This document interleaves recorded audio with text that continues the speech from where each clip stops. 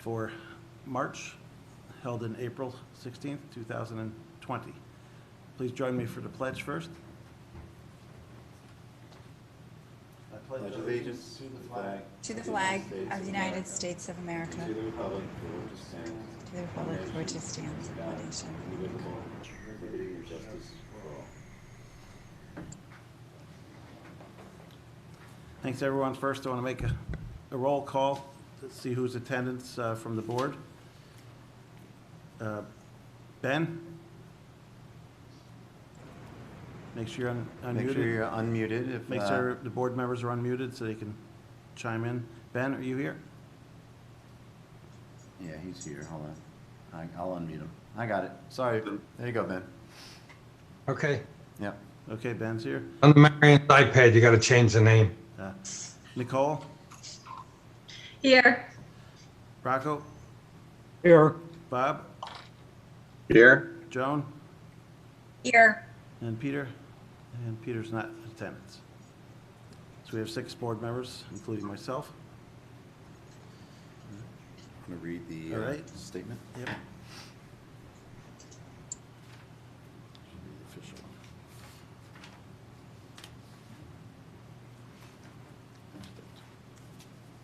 Isn't it this? Sure. There we go.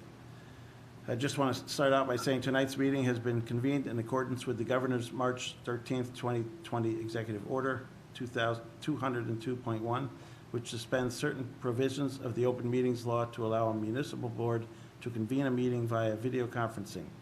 In accordance with the executive order, the public has been provided with the ability to view and participate in tonight's meeting by computer, smartphone, or telephone, and to view the meeting on the usual cable television channels. The recording of the meeting will be posted on the town website, and a written transcript of the meeting will be prepared and provided at a later date.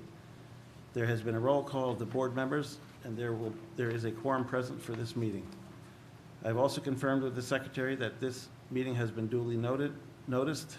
We have fulfilled our legal notice requirements by posting a copy of the notice of the meeting on the town's webpage and on the doors of the town hall, as the town's bulletin board is within the building and not presently available to the public. We have also emailed a copy of this notice to the media, and we have confirmation that the legal notices for the public hearings tonight have been properly published.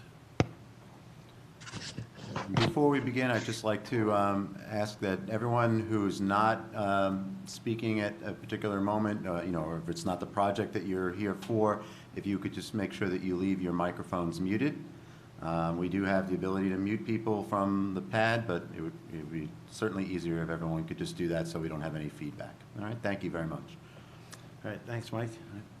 And I also just want to start off by saying this is an unusual time, and I just want to throw a thanks out there to all the workers, from drivers to grocery stores to nurses to doctors, et cetera, that are helping us get through this whole crisis. And hopefully we'll be over this hump fairly soon. And I hope no one is being affected by too much by this scourge, let me put it that way. First up on our agenda is Hudson Heritage amended site plan hearing to revise a development conditionally approved on June 4th, 2019. Welcome, Marty. Want to chime in and explain briefly explain the amendment? Yeah, thank you. The purpose of the amendment is to address comments that were received by the town professionals pertaining to various hardscape modifications, additional landscaping, additional art walls, and open areas, if you will, and also some reduced parking to address in the comments of the various professionals of the town. I think that net we've achieved that. We presented it at the last board meeting, and we received very positive feedback from everyone. We received, I think, sign-off letters, if you will, from the various consultants saying that they were pleased. So I think we're ready to proceed forward at this time and hear your final comments and hopefully your blessing and approval for the amended site plan. Mark Schulman is with us, if the architect of record, if there's any specific questions that you have at this time. And you're prepared to do some architecture later tonight, or not on the new building M? No, I don't think so. Right? No, we don't have architecture for Okay. building M. I think the last time we met, we showed some designs that were in works, but part and parcel of the specific building permit application for building M, they have to come in, or we have to come in at that time and present architecture for your review and approval. So just like we have been doing with all the buildings, here we're receiving the site plan approval, but before we proceed with any of the buildings, each building is presented to the planning board with its individual architecture and elevations and material boards for your review and approval. So just like we have been doing that for the, I think, 6 buildings that we have in work so far. Yep. Once we get to that level of detail for building M, we will come back and present it for your review and approval. Okay, thank you. All right, let me go to Eric first, if he has any comments, or shall I go to Liz? Sure, just the board should have in front of it, we have consultant responses you'll hear in a minute from the consulting planner Liz Axelson, but the board should also have in front of it a draft resolution for its consideration. The last draft is dated April 14th, 2020. And that's available for your review, as well as the comments from Liz Axelson and Engineer CPL. Liz, do you want to review? Thanks, Eric. Go ahead, Liz. Hi, Liz Axelson, CPL. So I did do a review memo dated March 12, 2020. And in my review, I found that a number of our prior comments had been addressed. And the board had a good discussion the last time that Mr. Berger and his team were available at a meeting. Because a number of comments were addressed and many of the ones that remain are relatively fine points, filling in details. I'm recommending that the board may be ready to consider adopting a resolution of site plan amendment. Just going to touch on a couple of items in my memo. We need a little bit more labeling and detail on the proposed streetscape and activity area, and some notation about how that would be managed in the future. And then I think it would help the board in preparation for architectural review later on to have a better depiction of the visual character of the amended site plan with some updated landscaping, coordinated architectural renderings, an updated photometrics plan. And then I have some comments that have to do with the board's discussion of the number of drive-throughs that are shown in the site plan amendment. And the discussion kind of led to trying to get some plan notation that would indicate that with 5 drive-throughs in this site plan amendment, that future site plan amendments not go beyond 5 drive-throughs. And on the same kind of sentiment, that there is now along Winslow Gate Road 1 business building, CVS, ultimately, that has a door facing away from Winslow Gate Road. That's been mitigated to a degree with the activity area fronting on Winslow Gate Road. But the idea is to get some plan notation in the future that would hold the line on having only one entrance facing away from Winslow Gate Road. So those are the main points. Okay. Any thanks. questions? Just the only question I had is there any of those points that you think could not be handled conditionally? I can't think of any other points. All the points in my memo basically could be handled as conditions of approval. Okay. With the Liz, understanding that, oh, go ahead. Sorry, Liz, what about parking spots? We had Um, talked about parking spots, and now that there was what approved 1,124, and now there was 1,259. So I just Right. wanted to touch on that. Okay, that kind of goes back to, there's a table in the larger plan set, which is an overall site plan, and it is the plan sheet on which the planning board's modified development master plan approval was based. And so I've tried to keep track of those areas of impact.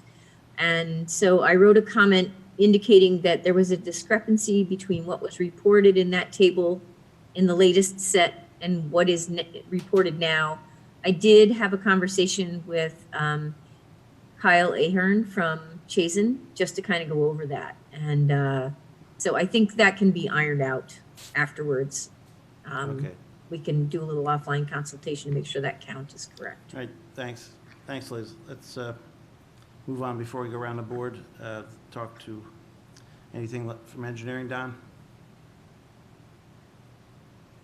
Remaining? No, there isn't. All right, thank you. And there's traffic here, AKRF. Is anyone on from AKRF tonight? I don't think AKRF is on the call unless, Anthony, are you there? I don't think so. But I'll just mention that AKRF had some comments last month. They had some consultations with Mazer, received some information, including on the parking question. And their most recent letter indicates that their comments have all been resolved, with the exception of one where they would like to see some additional traffic counts added to the post-approval monitoring plan for the queuing on site at the 6-month point after they go into operation. That would be a condition of approval if the board acted accordingly. That's their only remaining comment. Okay, thanks, Eric. David, do you have any further comments for this amendment? No further comments. All of the conditions that we've just discussed have been incorporated into the resolution that's before the board, including the guidance for future amendments, assuming that future amendments will be presented with respect to design along Rainbow Gate Road. So unless there's anything else, that you think the resolution that's before the board captures everything that we've discussed here. Okay, thank you, David. You go around the board to other, this is a public It hearing is a public first. hearing, yeah, we should probably- Before I go around the board, let me do a public hearing. I move we open a public hearing for this project. Do I hear a second? Second. Moved and seconded to open the public hearing. And this one I'll just ask, call to question, all those in favor? Aye. Aye. Any opposition? Seeing none, motion passes 6-0. Is there anyone in the audience on the line tonight that would like to comment on this application? I would like to point out that if you're on the phone and you are muted, you can use the *6 on your phone to unmute. It's basically a toggle from mute to unmute. And I think there's a *9 to raise your hand. Yes, *9 As to well raise your to- hand, and I'm to be also noticed. looking to see if I have any raised hands. Hi, can I speak? It's Yvonne. Yes, hi, Yvonne. Yeah. Yvonne. Hi, Yvonne Lobby, Historic Preservation Commission and resident. The only comment I have so far, and I've made it known to the town planner, planning board, is that I would like to see Chazen update the developer's master plan document to reflect the most current version with the modifications.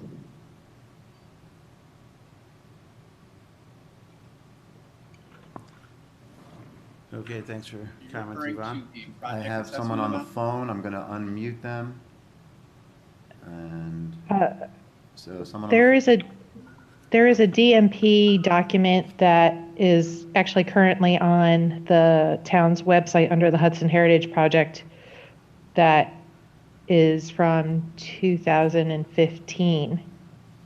Right, And- so the comparisons were done in the project assessment. So the DMP document is a. Kyle, can you speak up a little bit? It's a little hard to hear you. Is that better now? Yeah. Yeah. Okay, so the DMP document from 2015, when we did the site plan, we provided a project assessment, and it took that DMP and it compared basically all the criteria that were included in that original DMP and compared where we were at on the improved DMP versus where we are currently at. So with last year's approved plan, it compared that, and then when we resubmitted for the amended site plan in December, we provided an updated project assessment that updated all those criteria. Okay, thank you, Kyle. Is there anyone else who wishes to comment on this? I do have, again, I have a raised hand. It's a phone number 845. It ends in 797. I'm going to unmute that person. Did you have a comment about this application? That was me Oh, from that's earlier, you. Mike. All right. Okay. Hey, Don, now I know who you are. All right, there we go. You gave him up, Mike. All right, seeing none, I move we close the public hearing for this application. Do I have a second? Second. Moved and seconded, called to question, all those in favor? Aye. Anyone opposed to closing the hearing? Motion passes 6-0. Now we'll go around the board for additional comments. Ben, do you have anything further? No, not at this time. Nicole? Oh, not at this time. Rocco, anything?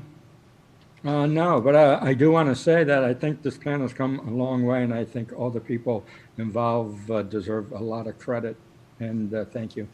I think it's looking really good. All right, thank you. Bob? No, no comments. I have just curious, what is in the traffic study, they talked about peak hour. What is the peak hour during the week? And what is the peak hour on the Saturday? They were both mentioned as part of the traffic study. Do you recall Anybody? Liz or Eric? This is Eric Holman. I don't have that information right in front of me, and our traffic consultant's not on the call. Is Phil Mazer on the call? Because he prepared the traffic studies and could probably answer that question. I don't hear him as well. Phil Greeley, I see. I think you're referring to Phil Greeley. Phil Greeley, yes, yeah. Phil appears to be on the call. Yeah, he is. He is, but I don't know if Phil he's. Greeley? Yeah. Phil, are you there or muted? Doesn't look like it. Doesn't look like He's he- probably waiting for foam and wash. I don't know. Oh, Oh, okay. Can you hear me? Yeah? yeah. Yes, Phil. Here he is. Do you know what the peak? Phil Greeley speaking. Yep, thank you, Phil. We're wondering if you know what the peak Phil, hours are. Phil, the question, Phil, was Yes. from board member Bob Nasser, was just for information, he wanted to know when the peak hour or hours were that were used in the traffic analyses for this project. Okay. So on the weekdays, pretty much from 7 to 9 a.m. are the time periods where the peak occurs. In the afternoon, the peaks are between 4 and 6 p.m. And on Saturday, generally between 12 and 1 p.m. Okay, thanks. All right, thank you for answering, Phil. Is there anything else, Bob? Yep. No, nothing else from me. All right, Joan, anything? No, I have no comments at this time. Thank you. All right, I'll just add that we've reviewed this amendment for three different meetings now, I believe. And I believe all the comments have been satisfied with the exception of the ones that Liz went through earlier. That can be addressed as a condition of approval. So I think we're ready to move forward. If anyone, Nicole?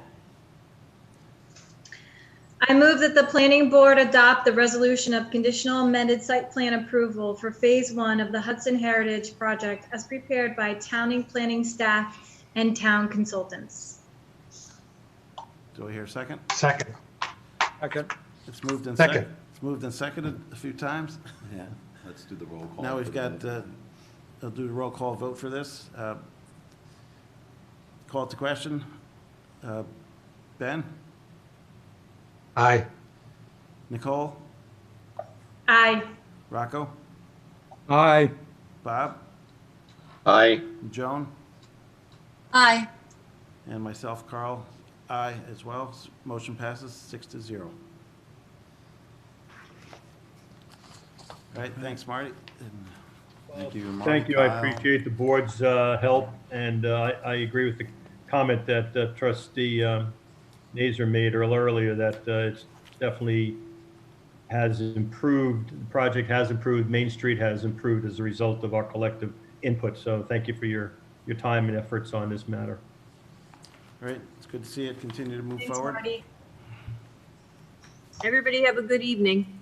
All right, thanks, Liz. Thank you, Liz. Yep. You too. Bye, Thanks, Liz. Liz. All right, see you, David. Copy Thank David you. as well. Take Yeah. care. Thank you for calling in. Yep. All right, wow. And let me see, Lisa's here. Yeah, hi, Lisa. Next up is Eastdale Village, formerly known as McDonald Heights Town Center, 8th amended site plan hearing associated with the Ortega House lot. Jeff, you want to chime in and describe briefly what this 8th Amendment deals with? Absolutely, and good evening. I'd just like to start and say thank you to all of you. I know this has certainly been out of the ordinary, certainly been stressful on us all, and we really do appreciate that you're able to find a way to continue to meet and hear applications. I think we can't say and explain enough that the town level government is really kind of the lifeblood of where projects move forward, and while we certainly are need to continue to practice the social distancing, this type of work going on in the background will, I think, have paid big dividends when we come out of this. So I just, again, thank you for doing this and putting this together. We really, I think, all appreciate your time and dedication to it. Sure, thanks, Jeff. This is the 8th amended site plan. I guess Marty's only on his first. He'll catch up probably with us eventually. But the It's not a challenge, Marty. this application is really to incorporate the Ortega House lot into the overall Eastdale project. The Ortega House is the yellow house on the west side of the project. It's really kind of surrounded by the project. It came for sale after we had completed much of the design, but we did acquire it and now want to incorporate that project into the overall Eastdale project. The application has been in front of the town, I think, for a while now, and you did circulate it for continued lead agency, and the planning board has been reestablished as the lead agent for this application. It's fairly simple overall. It's a 0.711 acre lot. Incorporating that into the overall Eastdale project and the MHC zone increases the zoning density by 5 units. That takes us from 348 units allowed by zoning to 353. As we went through the programmatic changes of incorporating this lot into the project, we reduced the number of proposed units above the residential units above commercial to keep the total number of units in the project the same as was originally reviewed under seeker. So it remains a project that has 390 units with 650 bedrooms. Again, the only changes through the zoning density. Now more of those units are in the zoning count, not in the above commercial count. Okay. So otherwise, there are some minor changes to the plan, and we had comments from the town that we've addressed. Minor building size changes. The townhouses, each of the 7 townhouses got 52 square feet smaller. The community center is 98 square feet larger. The park has been transferred to the town. The rec lot's been transferred to the town. and we have a slightly new location for the monument sign. So those are really the changes related to this application. Okay. Where exactly is that monument sign? If I can share my screen. Toward the. Oh, you're going to go full tech on us, are you, Jeff? Okay. Yeah, well, you know, You can tell us about not where. sure At the end of the quite bottom, how to there do should this, be a but share let's see if it screen. works. There we go. Okay. Great. And now we're just looking at your Zoom. Yes. You get there.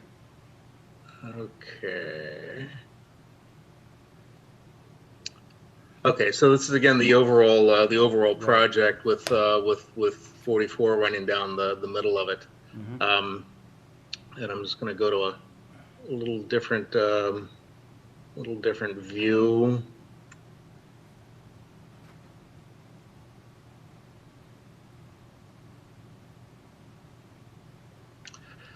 So this is the west side, and you can see the Ortega lot is right here in the very middle. The proposed sign location is in the corner here. So as you're coming into the project from the west, or from the east, then. Right. This is the sign on the Poughkeepsie bound side of it. So you can see the proposed monument sign. This is Concord Village Drive, Gotcha. and then the sign is proposed to be located here. Okay. It's a single-face sign, kind of canted towards the road. It's not a double-faced sign. It's a single-faced sign. And we'll have a matching sign on the other side of 44 for the Pleasant Valley bound side. We think we know the location of that, but based on some of how the final building design may come to play on that side of the road, we're not proposing to change the location quite yet, but we think we will soon. But the sign face itself will match the proposal in this application, and I can. Give me a second. I can show you the sign. And you've provided a detail of those signs in the package here too, yes, right? Yes. What page is that? Yes. I don't remember the page. I'm looking for it. But is it on D2, I think? D2. Ah, yes, there it is. D2, sheet D2 of the plan set, if anyone is interested to look. Okay, fairly straightforward, simple. Is it? And is there lighting involved with that?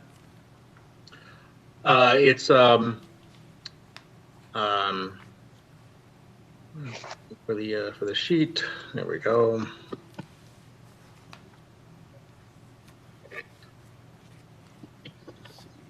It is lit. They're really halo letters, so the letters themselves are backlit in a halo style, is what that's called. All right, thanks, Jeff, for giving us those details. Sure. Let me move forward to comments from Eric. And Jeff, if you could unshare, I think that's. Oh, yes. That would be. How do I do that? Stop share. Here we go. Stop share. There you go. Perfect. Great. Thank you, Jeff. Yeah, staff, I think Jeff summarized it. There's been a lead agency circulation. There was no objection and no additional comment from other agencies, from other outside agencies regarding the proposed amendment. One factual point that changed is although with this submittal, there's no change in location proposed for the Ortega house. In the intervening time period, the board is aware from a later submittal that a relocation is being submitted for a future consideration, but for the purposes of this submittal, the only change proposed is the 5-unit change in density resulting from the addition of the acreage to the project site as far as the Ortega house is concerned. And the signed letter of resolution with State Historic Preservation has requirements for a separate review and approval of any changes to the house or to the property. And that would be covered in a future submittal and would not affect the present resolution. Therefore, staff are recommending that the proposal could be found to be a negligible change to the previous findings, which could be reaffirmed. You have a resolution for that and the staff recommendation. And then that the planning board, if it chose, could consider a resolution to grant amended site plan approval. The staff recommendation, the staff comment number 1 talks about additional notations from the letter of resolution by New York State. I think staff would just add to that, since there are some specific requirements requiring coordination with the planning board on a future plan, staff's recommending that that comment also require that those additional actions or notations be placed on this plan. And then also the planning review comments have been revised April 7th, which supersede the previously referenced comments of March 10th. Don, does engineering have any comments? The only thing we need is a revised SWIP and a few other minor modifications. Okay. Okay, thanks, Don.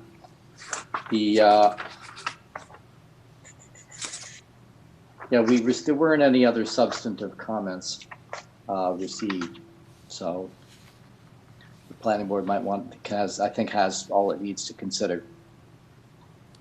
All right, I did see a comment you mentioned to discuss the monument sign. I guess we already looked at that. So if any board, when we go around the board, we'll see if anyone has any comments on that. At this time, it's a public hearing.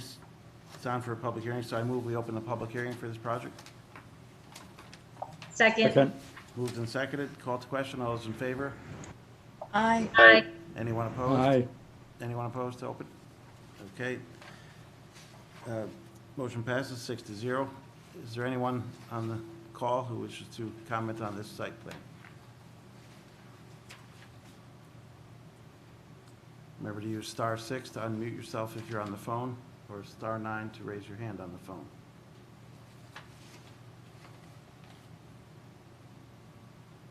I'm not seeing any. All right, seeing none, I move we close the public hearing for this project. Second. Moved and seconded. Called to question. All those in favor? Aye. Aye. Anyone opposed? All right. Motion passes 6-0 to close the public hearing. Let's go around the board for additional comments now. Joan, you have anything? I don't have any comments at this time. No, no additional. Bob? I just had a question on the current state of the eastbound traffic on 44. Are there problems for people turning into the complex?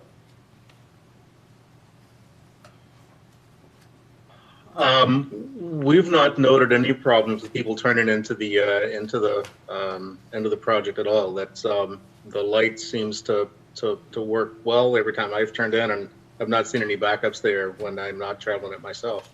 Have you noted something in particular? No, I haven't. I mean, I'm not there on a regular basis. I have driven through there, but I had a couple of comments from just people I know that thought it was, pretty heavy at times getting through there. But, that's not substantiated by anything. I'm just curious what your experience has been. Yeah, we've seen it working. I've seen it working well, and I haven't noted any backups into the site. But again, I'm not sort of not there all the time either. But that's but we think it's working like it's supposed to. Maybe that's the answer. Okay. And all right, thanks. I guess I will note, since the project's partially complete, I don't believe all the traffic improvements have been put in place yet. Is that correct, Jeff? I'm sorry. Can you say that again? Since the project is still only partially complete, I assume that all the traffic improvements have not yet been put in place? So the improvements are in place, except the automated signal control requires some programming from DOT And that's not been completed yet, so they haven't flipped that switch. But all of the equipment, all the hardware is in place for that to move ahead. But that does take some further work with the state to make that happen. Okay, that's great. Further along than I thought with that. All right, anything else, Bob? No. All right, Rocco? From an anecdotal point of view, I was by there the other day, and I did drive through the complex, and I didn't have any problem. Now, that doesn't mean anything other than when I was through there, it was fine. But otherwise, I don't have any other comments. All right, thanks. And Nicole? Yep, the only comment I had was town water department, that the Ortega parcel would require abandonment of the existing water service and disconnection. But you guys know what you're doing. You're doing a great job, so. Thank you. Yep, thanks, Nicole. And Ben, anything on this project? No comment at this time. Can't wait to see you get back working again, see activity there again. Yes. I'll second that. The project's been moving along very well with the great winter weather and et cetera, so hopefully it can continue soon. All right, I think we're ready for a motion then.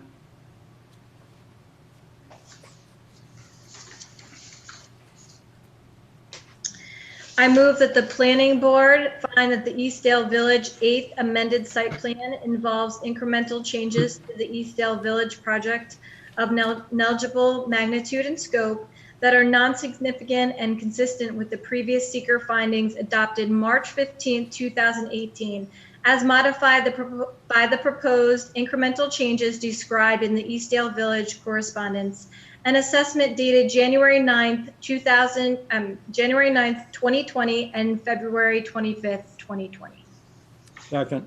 Moved and seconded. I call to question, the roll call vote. Ben? Aye. Nicole? Aye. Rocco?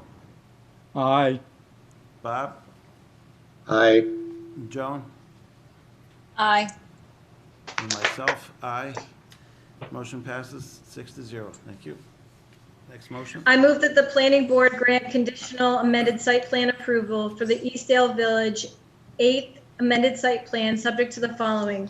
Respond to the comments of all reviewing departments and agencies, and said responses to be reviewed by the planning department as to adequacy and completeness included but not limited to the following: 1 through 10D. Second. Moved and seconded. Call to question. With a roll call. Ben? Aye. Nicole? Aye. Rocco? Aye. Bob? Aye. Joan? Aye. Myself, aye. Motion passes 6-0. Thanks, everyone. And I assume there's no architectural tonight, Jeff, for this? No, we're not planning on changing the architecture there, but at such point as it's as we would propose anything, we'd be in front of you. But it's we think it's going to stay like it is. But thank you very much. All right, thanks. Good Thanks, luck. Jeff.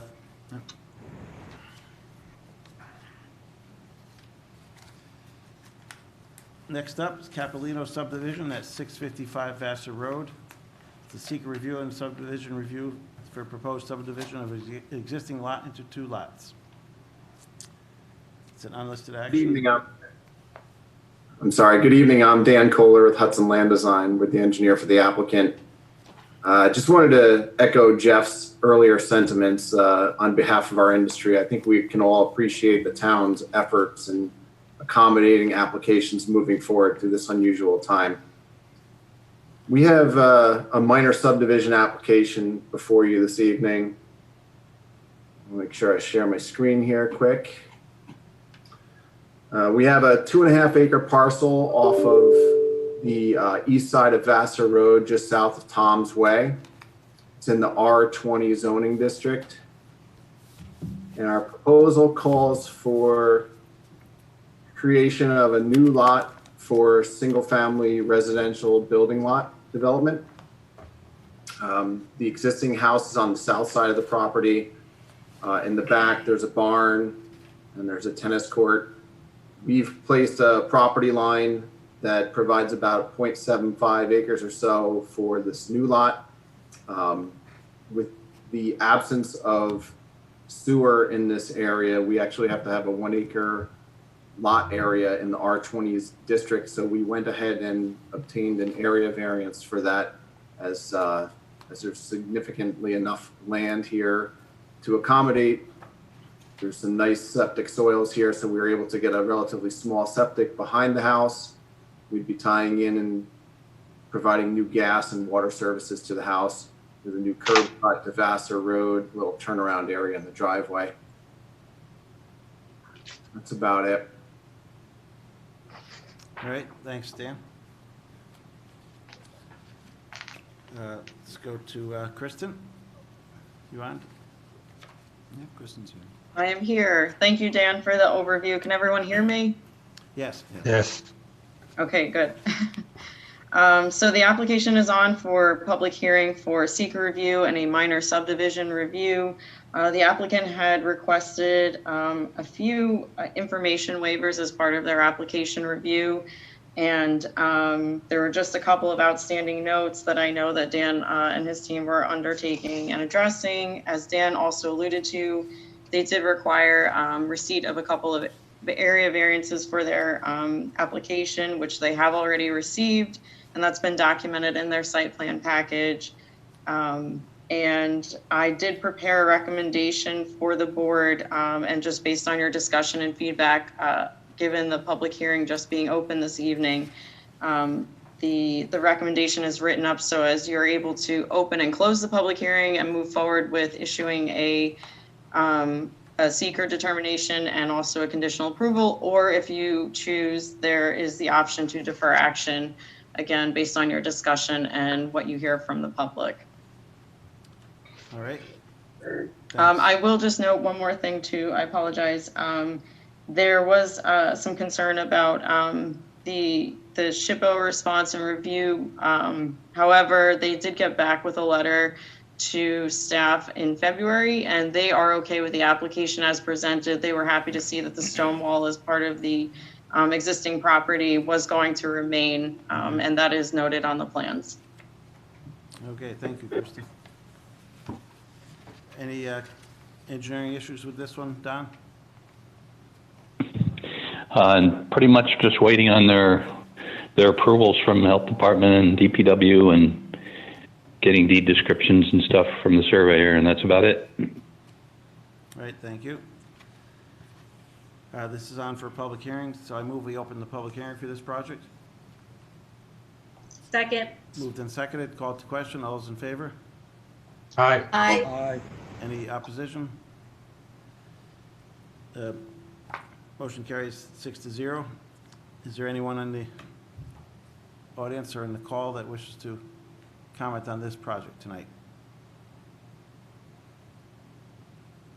I have a raised See a hand. raised hand by Yeah, Ed Winarski. Yeah, hold on one moment, please. I will unmute you. Okay. Unmute. All right. No?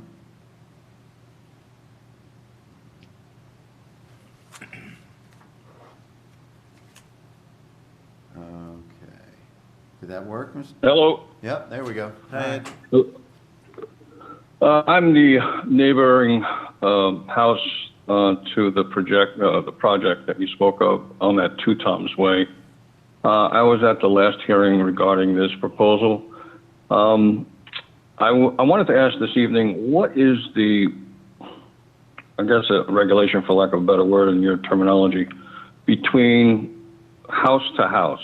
What is the distance? Because the proposed building is 20 feet away from my fence line, and I'm not sure whether it's the property edge or is it from building edge to building edge. It is property edge. The zoning in that district, I think, is a 20-foot setback from the property. So we're basically looking, if I remember the plan, it's 22 feet, and we're just within that regulation of 20 then. Right, so they do not need a variance for the setback there. I'm sorry, I didn't understand you. If it was closer than 20 feet, then they would have to get a variance, but they did not need a variance for that setback issue, since they are further than 20 feet. Okay, thank you. Any further comments? Is there anyone else? I'll look again to see if I have a raised hand. You can *9 if you're on the phone to raise your hand, *6 to mute and unmute, again, if you're on the phone. Anyone else?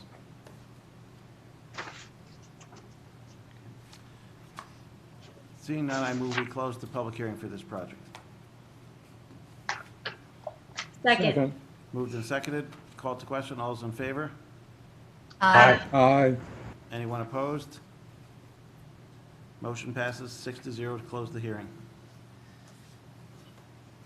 At this point, I'll go around the board for additional comments. Start with Ben. No, I don't see any problems. No comments. All right. Joan?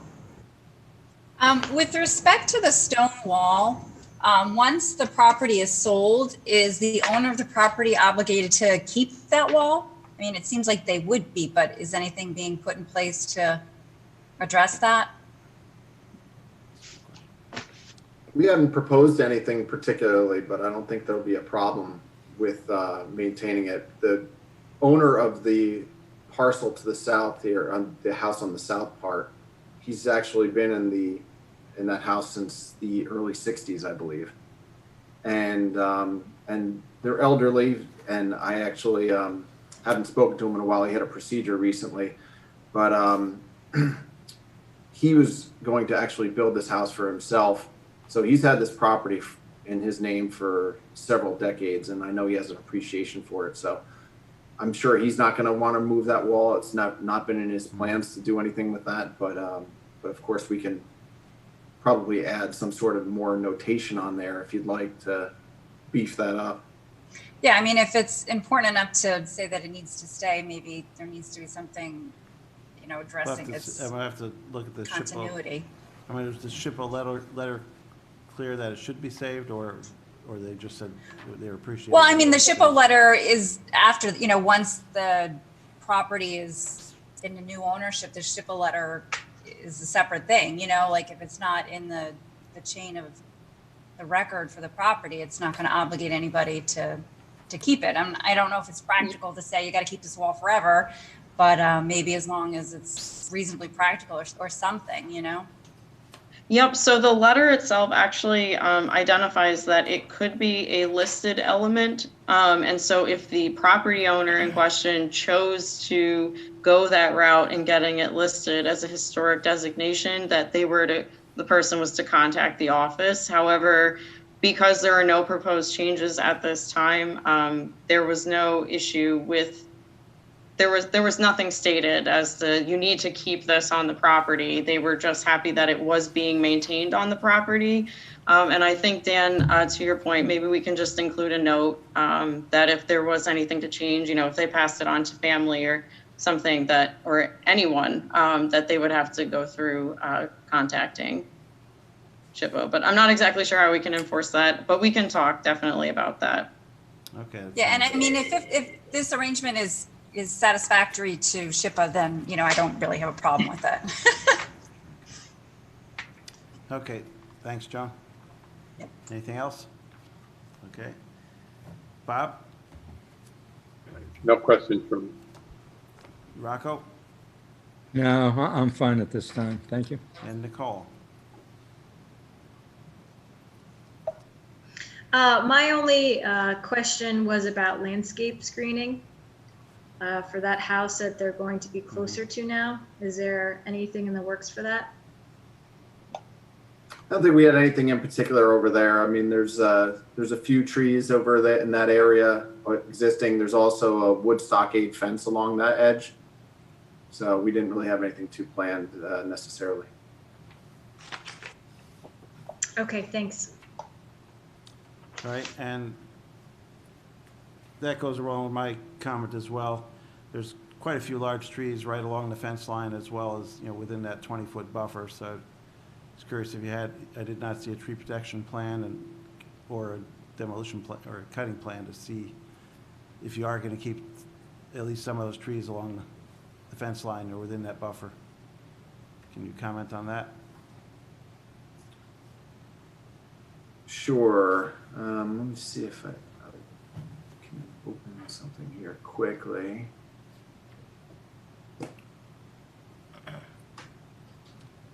It wasn't clear to me if that fence was right on the property line or, you know, it may be the other property owner's trees right along that fence. Yeah, it starts off on the neighbor's, Winarski's property line, and then as it moves back, it kind of meanders in and out of the property. Are you trying But to there's share? there's no intention to remove that fence at all right at this point. I meant to, well, intention to remove those trees that are hugging the fence. Yeah, let me try this. I just want to make sure you're not the neighbor's trees, and I want to make sure they're protected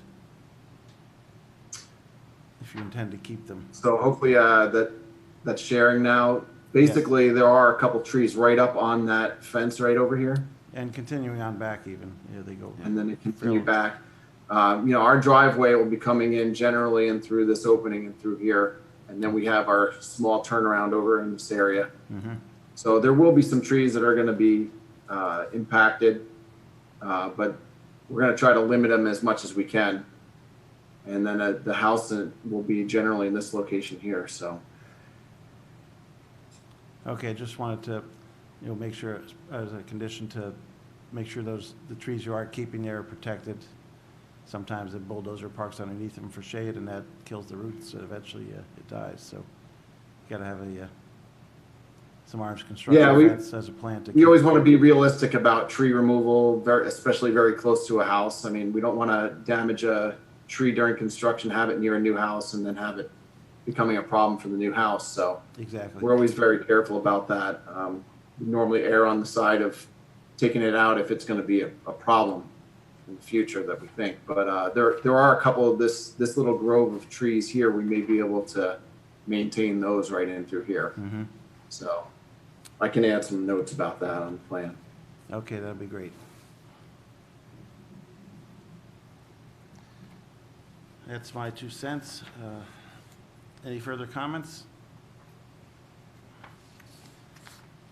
Close the public hearing, so I guess we're ready to move forward with some resolutions.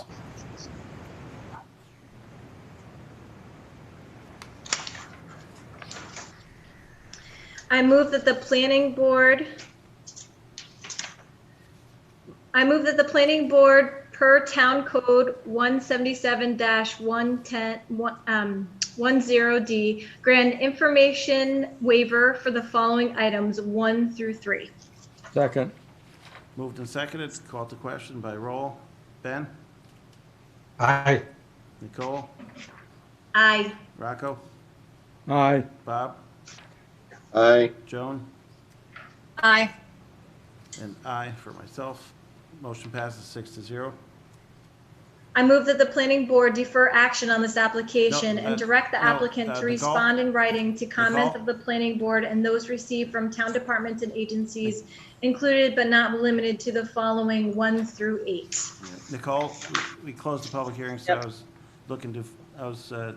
hoping to move forward with the seeker resolution, With the seeker. item D on the page second page. 3. Oh, I'm sorry. Okay. So C, I'm sorry. D. Now D. D. B. D on the last page. Do you have a page 3? Do I have a page 3? Yes. So move to that one instead? Yes. Is that what we're saying? Yeah. Yes? Yeah. Yes, unless anyone on the board objects. Okay. From the county So side. I move that the planning board determine that the proposed Capolino subdivision 655 Vassar Road application would not have a significant adverse impact on the environment for the reasons set forth in seeker negative declaration for an unlisted action dated March 19, 2020. Second. Moved and seconded, called to question by roll. Ben? Aye. Nicole? Aye. Aye. Rocco? Aye. Bob? Aye. Joan? Aye. And Carl, aye. Motion passes 6-0. I move that the planning board grant conditional minor subdivision approval for Capolino subdivision, 655 Vassar Road, subject to the following. Respond to comments of the planning board and those received from town departments and agencies, and said response to be reviewed by the planning department as to adequacy and completeness, inclusive of but not limited to the following 1 through 8. And I'd like Second. to add, 9, a note to protect trees. That would. And that 9, is to be kept. information to, And 10, a note concerning the stone wall. okay, so 9 to add any protected trees, and 10 to include the stone wall.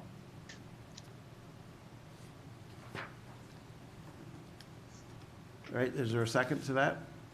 Yeah, second. I was trying to make sure you're done. Yep, thanks. Moved and seconded, called to question by roll. Ben? Aye. Nicole? Aye. Rocco? Aye. Bob? Aye. Joan? Aye. Myself, aye. Motion passes 6-0. Thank you very much. Have a good evening. It's nice seeing some familiar faces out there again. Right, thanks, Dan. Thank you. Good luck with the project. Thank you.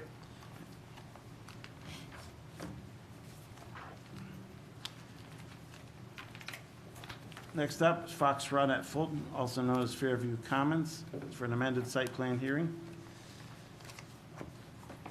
Kelly? Hi, thank you very much. I just want to echo what Dan and everyone has said about the work that you guys have done to try to make this planning board meeting happen. You guys are making it look easy, and I've been before this board for 28 years, if you can believe it. And can't believe that we're doing this, but I don't know how many times you guys have rehearsed this, but you're making it look very, very easy, and I'm grateful for you putting the work into making this happen so we can continue to move these projects forward. So thank you for that. I'm just going to share the screen real quick. I have just a quick presentation that'll give you the summary of where we are with the project. So hopefully you can see this. So we did give our public hearing notice to Carol, the affidavit, so she has it. This is the project. If you recall, this project was previously approved back in 2014, and it consisted of 3 buildings, 2 of which have already been built. So the subject of this review that's been before the planning board and the town board is really pertains to that area that I have in the rectangle, which is we call Building A.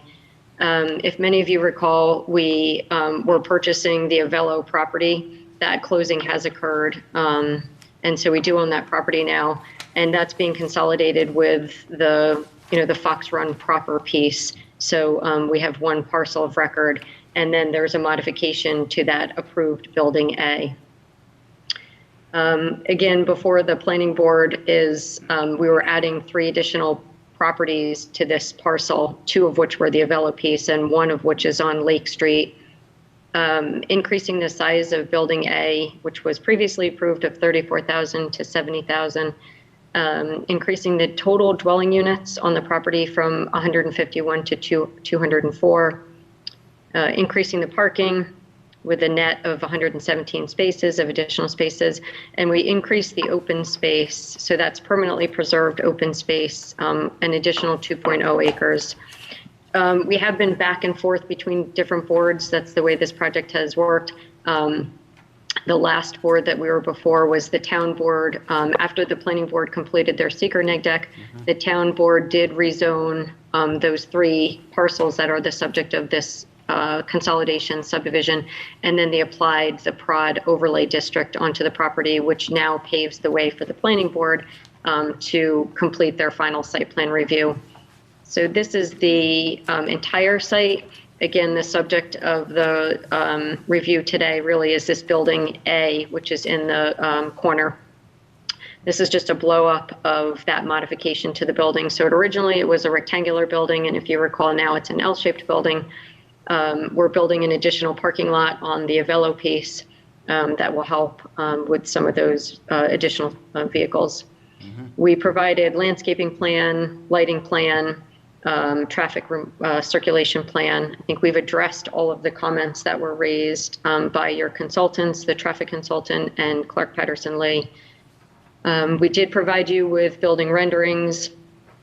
Essentially, the buildings, the colors, materials are exactly identical to the existing two buildings, although they don't necessarily print well. And I did earlier gave you, we can't submit a materials board in person, so we did submit a PDF of a materials board that I'm happy to go over with the board tonight if you'd like to do that. All right, we'll look at that later. Okay. Do you want me to unshare the screen? Sure. Okay. And I'll just note, I just double checked, I think this new building contained a mix of both 2-bedroom and 4-bedroom units.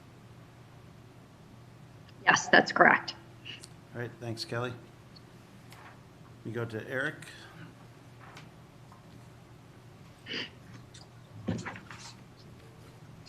Yeah, the town board had approved the rezoning of the additional parcels. It's back to the planning board for consideration of approval of the amended site plan.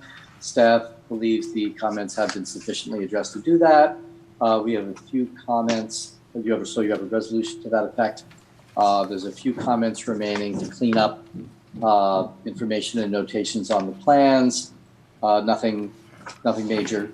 The additional units have been straightened out. There's some information to be cleaned up, but the table and the information in the application demonstrate that it does comply with the key provisions of the PROD standards, the Planned Residential Overlay District. So staff is recommending the board consider a resolution to approve. Okay. And then if it wishes to proceed with architectural review. All right, thanks, Eric. Any thing from Don, from engineering standpoint? We just wanted to see a few notes changed, and that's about it. All right, nothing major, that's great. This time, I'll move we open a public hearing for this project. Do I hear a second? Second. Moved and seconded, to open the public hearing, call to question, all those in favor? Aye. Aye. Aye. Anyone Aye. opposed? Anyone opposed? And I believe that's a 5-0 vote, by the way, Yes. because I'm pretty sure Yes. Bob is out for the moment. He had to take, a quick break. Okay. So motion passes 5-0. Is there anyone on the meeting that wishes to comment on this project? Once again, if you're on a phone and you need to unmute, you can do that by pressing *6, or you can raise your hand by pressing *9. I have, well, this might have been from earlier. Ed, we're not, let's see, lower hand. Yeah, he was commenting on the previous. I think he was project. commenting on the previous one and maybe raised his hand. I'll just make sure I don't see him. It looks like he might have left the call. Oh, no, there he is. Ed, did you want to say anything, or was that just from before? Ed Winarski.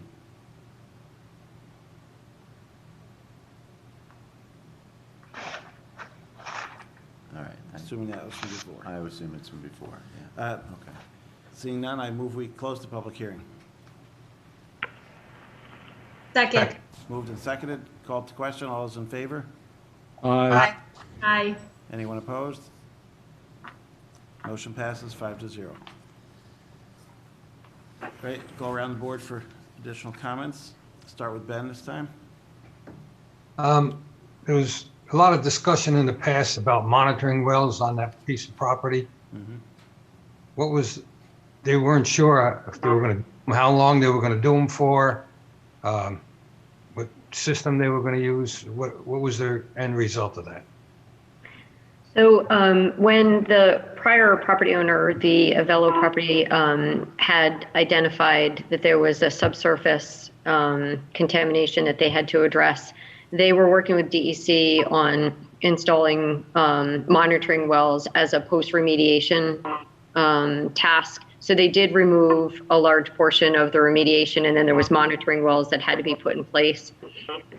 When we purchased the property, we can have Ken Casamento comment as well, but we submitted a new remediation plan to DEC, which has been approved, which is to essentially remove the balance of the material, and therefore then the monitoring wells can, I don't know if you can chime in, but if they're installed, okay, go ahead.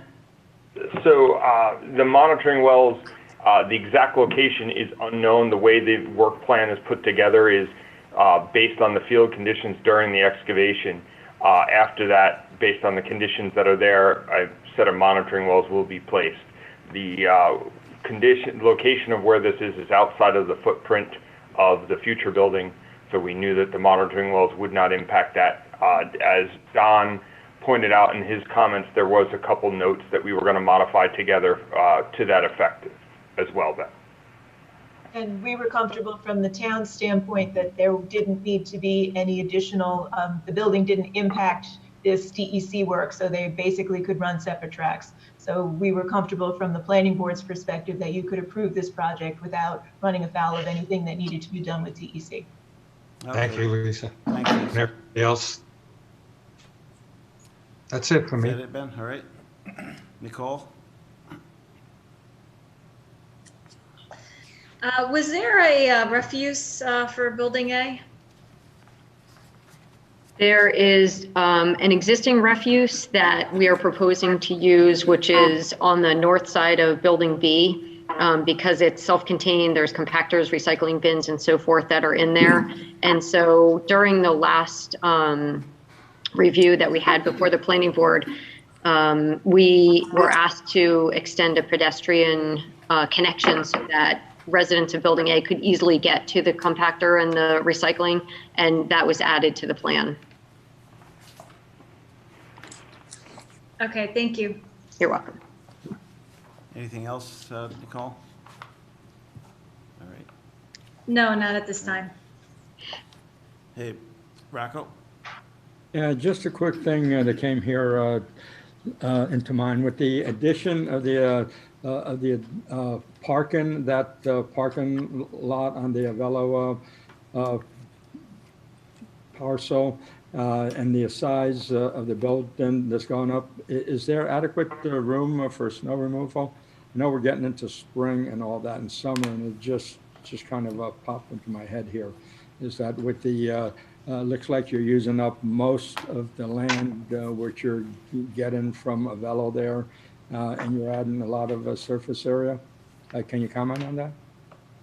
Sure. We do have snow removal areas shown on the plan. And what ends up happening, I mean, practicality and reality is that the snow removal companies end up really putting the snow where they'd like to. And we found that we work with them before each snow period when the contracts are awarded, and we identify locations. Most of the snow is handled in the parking lot to the east, which is a small parking lot where you have Fairview and Fulton turn over to the park where you have the open space area. And we have a process where in the morning all of the cars are removed, and then the snow is actually physically picked up and moved into those open space areas. And that we find that works the best with those existing parking lots. But there are snow removal locations and snow storage locations on the plan. Okay, but with the additional space which you've paved over and the size of the building, there's room in the existing area to handle any snow? Yes, we feel that there is sufficient room. Okay. It's always an issue, and we're really sensitive to putting plantings and so forth in those areas so that they aren't killed when the snow plowers end up plowing in that area. But yes, we feel like there's adequate location. All right, thank you. All right, thanks, Kelly. Anything else, Rocco? Okay. No, that's it, thanks. And Bob? Bob's out. Oh, he's right, he's away for a minute. Joan? No, I don't have any comments. Thank you. Thanks, Joan. And my comments are, I appreciate you connected that sidewalk to make it complete, Kelly. Yes. And is there anything proposed at this time? I'm trying to see on the site plan. You know, the county did buy the that old rail bed that adjacent to your property. So I assume at some point we want to make. So you're talking about a physical connection? Physical connection, so students and whoever can get through there. There isn't yet. The most likely location for that connection would be really in the center of our property where we have that outdoor gazebo. Okay. Because it connects, if you were standing there and you were looking to the west, it actually physically connects to the sidewalk that's on Marist, that main spine that they have. Right, that's. And you can see that's remains right now as an open space area. The problem is that the grade is so steep right there.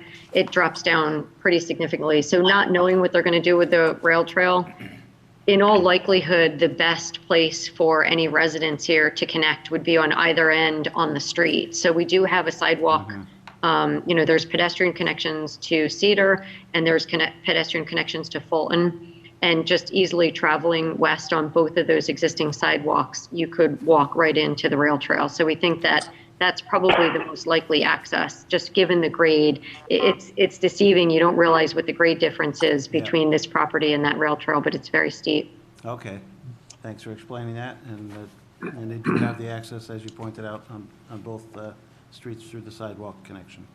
Mm-hmm. Great. I'm sure it'll be well used when that becomes a trail. Agree. Carl, Yes, Ben? I have something I just thought of. It's hard to tell. Between the parking lot where it exits, we exit the parking lot in the open space, is any bollards intended to be put there, anything to separate, you know, maybe a car doesn't make the turn or something, I don't know. There's a curb there, so, you know, there would be a 6-inch or a 4-inch curb to stop someone from going over there. I'm hoping that they're not driving through there that fast. You know, we could put a bollard up there. I think that the curb is hopefully going to be sufficient to stop people if they do hit that. It's not a flush grade. Go ahead, Ken. Sorry. Also, on the other side of that area where they do make the turn, Ben, the area isn't as steep. The way the lot's graded, it actually ends up being steeper as you get closer towards the rail, but not around the turn area. So when they come off, you'd be in a flatter area there that we have for outdoor open space. That's graded flat in that area on purpose. Okay, thank you. All right, thanks, Ken. Yep. Carl, it's Eric. Just for the record, the board, with regard to planning staff's comment number 2, we had suggested that the board has seemed receptive in this previous discussion to landscaping along the rail trail. Is that still the case? Yes, I mean, it should be, we should have something there, Kelly, as the trail is developed. Okay, I'm sorry, I did not hear the question. Are you asking if we're providing landscaping along the rail trail? Yes, what type of? We haven't provided landscaping as a buffer on the rail trail because, quite honestly, I don't think that up until recently there really was an actual rail trail proposal or proposition. So in both of those areas, they're preserved as open space. Those are areas that are forever protected, particularly on the area immediately west of Building A. We do want to have that as kind of a quiet, peaceful area. We do have a walk trail through there, a connection to the sidewalk. So we do have landscaping in that area. I do see that. I can share my screen if you want to see it. Further to the south, we don't have as much landscaping. We have the parking area there, and there's a small lawn, you know, just a grassed area between the parking lot and the property line. Do you want me to share my screen with the landscaping? If you have it right now, we can take a quick look. I see Okay. I see it on my paper copy, but just want to make sure all the board. Carla, board members see Carla it. Kelly, the staff recommendation was just that where there's a very narrow separation between the parking and the rail bed, was that landscaping, some specimen trees or bushes be provided along that narrow separation only? Okay, so you're talking about over here. Yeah. Okay. That's what I'm. There isn't anything there now. I'm not sure what the room is, but we could, if that's a condition of approval, Eric, we can work with you to try to show some trees in that area. I'm going to see if where we have, Yeah, some bushes or that's the something- landscaping something plan. that, So we don't have anything there. We have them on the ends. Okay, yeah, please, we'll do it a condition to work with the department to. Okay. See what you can do there. Yeah, it's already in the staff Okay. report. It's comment number 2 under the site plan review comments, so Okay. it is there. It doesn't need to be added, but we just want to make sure that we were on the right track with that, so. Okay. Yeah, I think it's a good idea because that is going to be developed eventually. We're not sure exactly when, but Okay. good to prepare for it.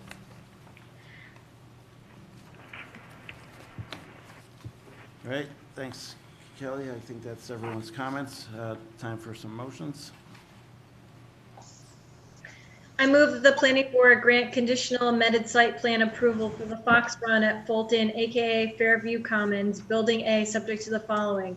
Respond to comments of the planning board and those received from town departments and agencies, and said responses to be reviewed by the planning department as to adequacy and completeness inclusive of the following 1 through 14. Is that it? Second, okay. So been moved and seconded. A call to question by roll call. Ben? Aye. Nicole? Aye. Rocco? Aye. Bob? Bob's away. Joan? Aye. And myself, aye. Motion passes 5-0. All right, Kelly, can you throw the architectural back up? Sure, if you want me to just pull that up.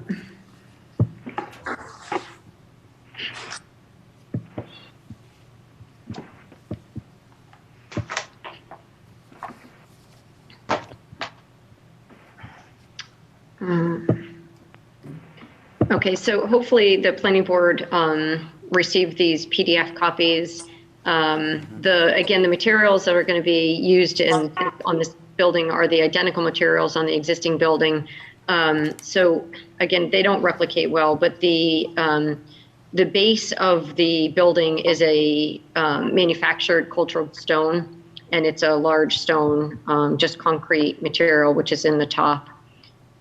Everything else on the building is EIFS, so there's varying different colors just to break up the architecture, again, identical to the existing building. So there's 3 different gray, brown, grays, and then the brick, honestly, it looks real when you drive by, but it is an EIFS material that is framed out and etched out. So again, it will simulate the 2 existing buildings that are there. And we can provide you with paper copies if you need to of these 2 sheets that we had provided to you. Okay, thanks, Kelly. And I had a question of, the bump outs on top, is that elevator shaft tops? Yes, correct. So that any HVAC would be hidden by, The actual, I think I have, if you bear, I'm sorry, I'm going to change the screen. I just wanted you to see this is an existing building, so you get a better sense of the colors and the materials. Great. It doesn't look like the drawing that I gave you because things don't print well. But all of our HVAC units are actually on the roof, and from the ground, obviously, because they're set back so far, you're unable to identify, and they're very small units. So that will be the same design on this building. Okay, thanks. And one last question I had was, did the antenna ever go up, the cell antennas ever go up on the other building? I believe so. I believe that they did, yes. Yes, it did. I'll have to take a ride by there. All right. This is for architectural review. Go around the board for any comments. Ben? No other comments. I think this whole project's been a good success. Thank you. Nicole? No, it looks great. Thank you. Joan? Second that. Everything looks good at this end. Rocco, okay. Thank you. And Bob? Bob's not here. And Joan? Yep, I think it looks good. I have no comments other than that. Thank you. All right, thanks. And I'll echo Ben's comment that the project has been a good success for the town, I believe. So good to see you continue forward, and good luck with it. Yes. Thank you very much. Motion for approving architecture? Oh, yes. With that, I move we approve the architecture as presented. Second. Moved and seconded. Called to question by roll. Ben? Aye. Nicole? Aye. Rocco? Aye. Joan? Aye. Myself, aye. Motion passes 5-0. All right, thanks. Thank you very much. Again, really appreciate you guys pulling this together and making it look so easy. So thank you. Yep, you had some issues to work through, but we're here. Thank you. Continue on.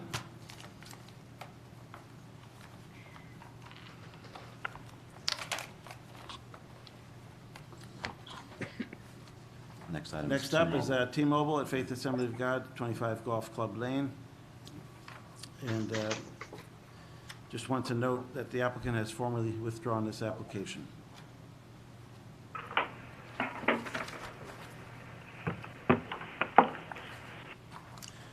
At this time, I move that we allow public comment on any other items on tonight's agenda.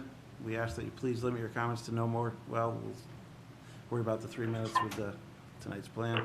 The planning board will consider any comments made during this portion of the meeting, but will not respond to them during the meeting. Do I have a second? Second. Moved and seconded. Called to question. All those in favor? Aye. Aye. Anyone opposed? Motion passes 5-0. Is there anyone on the call that wishes to comment on any remaining items on tonight's agenda? And again, if you're on a phone, you can unmute by pressing *6, or you can raise your hand by pressing *9. And we'll take a look and see if we see anybody.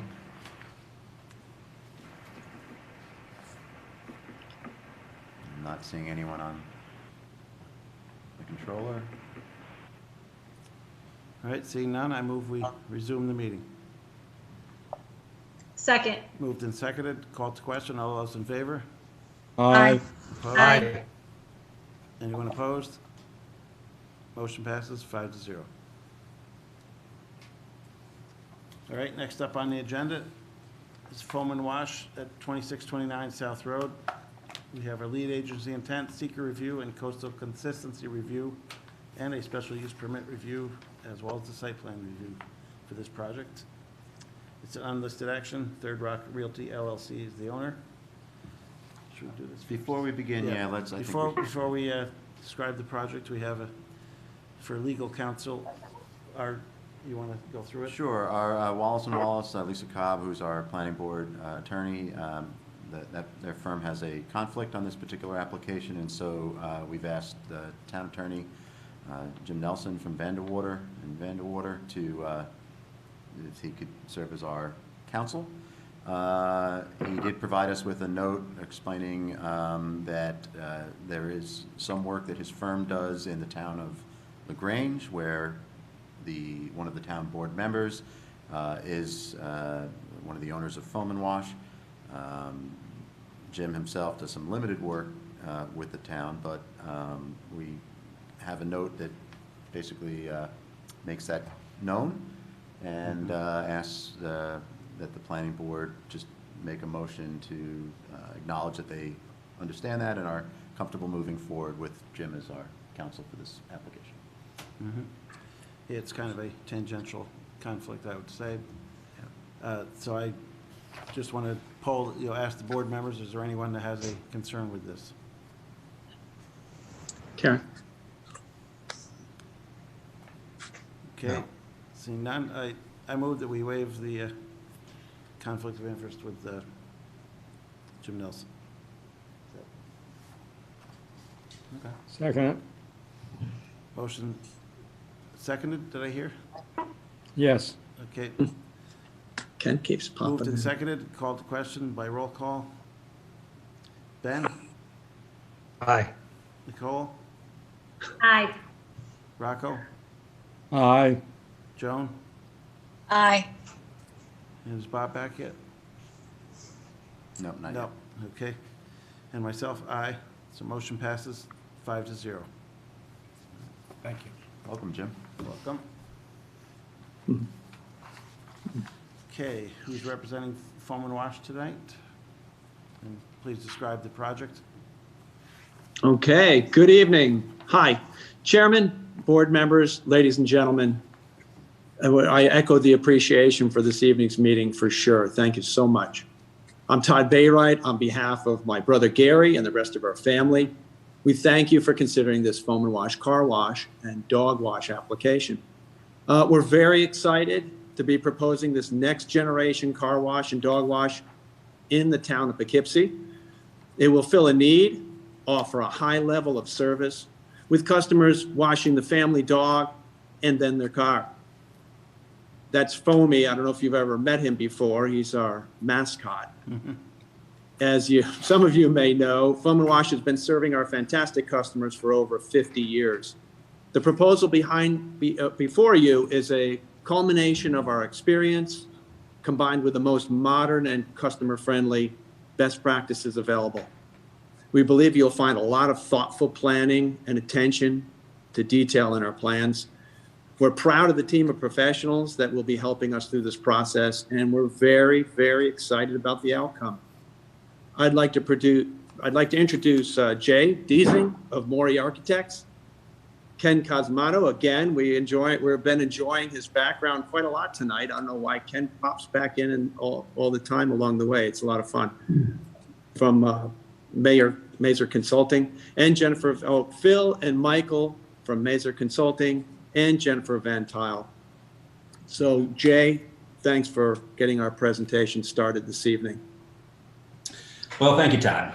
As Todd mentioned, I'm Jay Deasing for Mori Architects, and we're here tonight to introduce the proposed Foam and Wash car wash project to you. And we'll also ask the board to authorize circulation of the seeker lead agency notice.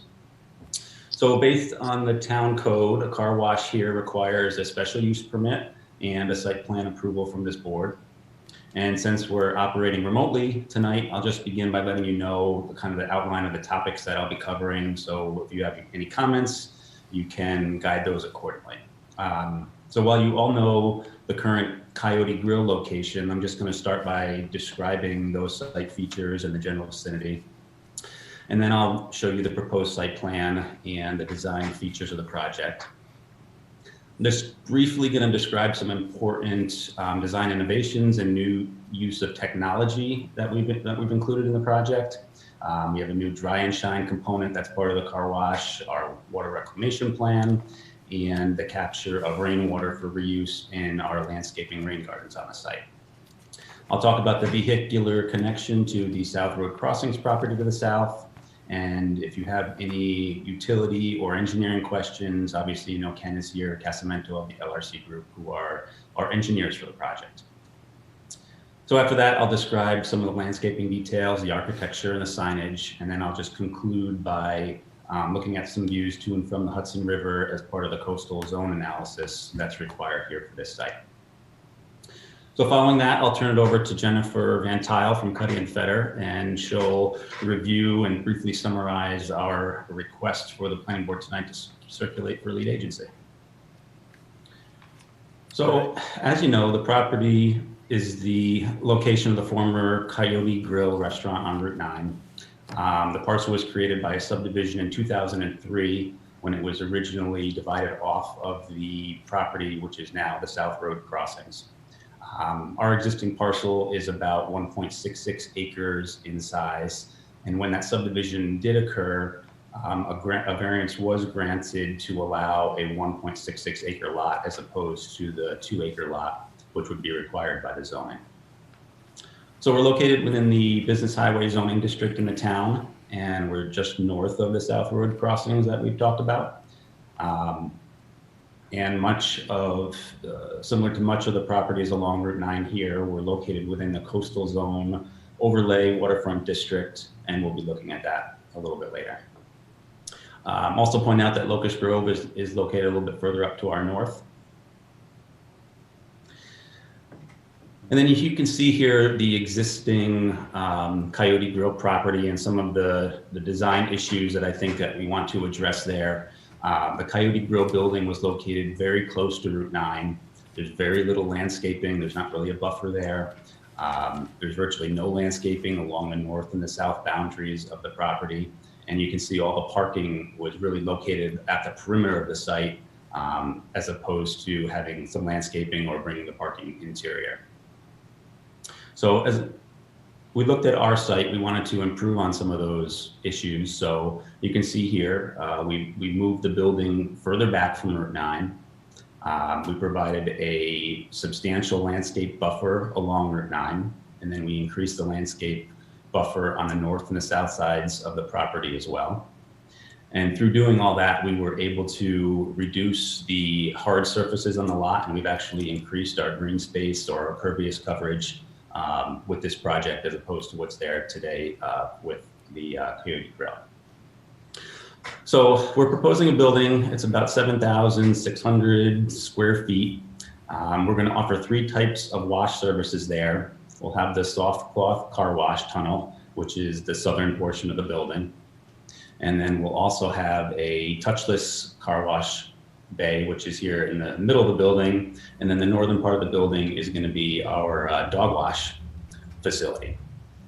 So customers arriving at the site would enter off of Route 9, and then they'd either park to access the dog wash facility, or they'd continue on to the rear and enter the car wash bays at the back of the building. So we have the separate lanes for each of the car washes. First, the touchless wash, which is that blue lane that you see there on your screen. The touchless wash is often used by customers that may have customized cars or classic cars, or just people that don't want their cars touched by any soft cloth brushes or anything like that. So they would be able to use that, bay there. Cars then would continue around if they want to use a soft cloth tunnel and enter those lanes. Each of the car wash lanes has a remote kiosk where a customer would go and they select which wash they want, which level of wash, and then do their payment right there. And then you'll notice that the soft cloth wash in the back, there's 2 lanes there that merge together. The first red lane is for cash or credit card customers, and then the outer lane, the green one, is for the unlimited customers who sign up for a monthly membership, and they can use the car wash as often as they would like. So we also have the dog washes I mentioned. So that's going to be 2 separate dog wash rooms, which have elevated wash tubs where dogs can be safely and conveniently shampooed by their owners and dried. They even offer doggy hair conditioner and skunk treatment if that unfortunate event occurs, which we hope it doesn't. We've included all the vacuum stations on the plan that we're going to be incorporating. The main location for the vacuums is out at the exit of the car wash bays naturally. So customers would leave the bays and then hit the vacuums where they can finish drying and detailing their car, vacuuming, and then exit. We've also provided some vacuums on the south side of the building. And there's also, we're incorporating a handicap accessible vacuum station there with a wider hash mark lane, and also some features for any kind of persons with a handicap. They can have lower controls in the vacuums and it'd be easier for them to use. Of course, my phone hasn't rung all day long, but it's ringing now, so sorry about that. So circulation on the site, we've included a cross-access easement or access point with the South Road Crossings property. That's moved slightly, so that was approved on the South Road Crossings site plan that the planning board recently looked at. We've moved it just slightly to be a better location on our site, and then it also will align with a traffic aisle on the South Road Crossings property. And then I also wanted to point out at the entrance and the exit to the site, we're maintaining the existing one-way in and one-way out egress points, but we're improving those entrance points with better radiuses and wider access ways for traffic and any emergency services especially. So based on doing that work, also mentioned that we do need a highway work permit from the New York State DOT. Our traffic consultants, Mazer Engineering, have been in touch with DOT, and we've also received some comments from your traffic consultant, JMC, which we'll be responding to in our next submission. So some of the quick modern technology features I had mentioned I want to touch on. We're going to be implementing a water reclamation system in this project, so that'll reuse water from the car wash process. Water will be collected from the drains in the building. It'll be taken into some settling tanks and then an oil water separator. And then from there, a portion of that water will be reused in certain parts of the car wash process. By doing this, we are expecting to save approximately 30% of water usage over what a normal car wash would use. So it's really a great feature. We're going to be capturing rainwater from our roof and directing that towards some rain gardens on the site, which I'll show you that when I get to the landscaping slide. And then I mentioned the dry and shine when I started out the presentation, and that's really a cool feature. Dry and shine is located at the end of the traditional car wash tunnel. So car goes through the soft cloth wash, does all the wet washing procedures, goes through the air dryer, and then hits the dry and shine tunnel. So the dry and shine really does a really good job to dry the car before it leaves the building, and which is a great feature, especially in winter, so you don't have any icing issues. And then here you can get a visual of what that machine is. It's basically some towel drums that spin around and really wipe the car pretty cleanly of all the water on the car. So here you can see the cars coming down the tunnel. The one on the left is still in the wash bay. It's going to hit those blue foam tubes that you see. Those are the air dryers. And then after that, it hits the dry and shine component. So it's pretty cool. So moving along to our landscaping plan, we're proposing a very extensive and ample landscaping plan for this site. So as I mentioned, we're increasing that buffer along Route 9. We're going to include a raised landscaping berm in that buffer along the front there, and that'll help to serve to screen the cars in the front and the vacuum process that's going on there. That berm will have some plantings. It'll have our sign located in it, and really be a nice addition to the front landscaping buffer. We provided some really significant screening along Rivercrest with some maple street trees and then some evergreen tree infill. We've added a number of landscaping beds around the property with river rock accents. We're going to have a landscaping bed down here at the south corner of the building, and that's going to have an American flagpole. So it really should be a nice addition. I touched on the roof rainwater, so that'll be collected from the roof of the building, and then that'll be directed towards one of the rain gardens, which is here, and then there'll be another one in the back of the site on the other side of the access drive aisle. So turning to our architecture and the exterior facades of the building, this is an overall rendering from the South Road aspect of the site. It features the traditional foam and wash colors, the architecture, some of the styles we've used on a couple of the other buildings that we've renovated recently for foam and wash, and most recently I think was the Wappingers Falls building that was just completed. We've incorporated some varying roof lines, some architectural design elements in the front, and locations for signage where they're appropriate to identify the different services in the building. Just briefly, the materials of the building is going to be an architectural ground face masonry at the base of the building, and then the upper portions are some metal panels in those red, blue, and gray colors that are shown. And these are just the architectural 2D elevation drawings. And this also shows our pylon sign, which is going to be located out in that landscaping berm that I had pointed out earlier. It's a 20-foot high sign, which is compliant with the zoning. The location of the sign and the height of the sign were important to us based on the location of our site and some of the features surrounding the site. So The sign needs to be visible above. There's some conflicting signage and a masonry wall that's located for the Rivercrest Apartments just on the north side of our site. And then there's some really substantial wooded screening on the other side of Rivercrest. So if we didn't have a really prominent sign, folks may miss the site as they get past those two screen elements and not see us.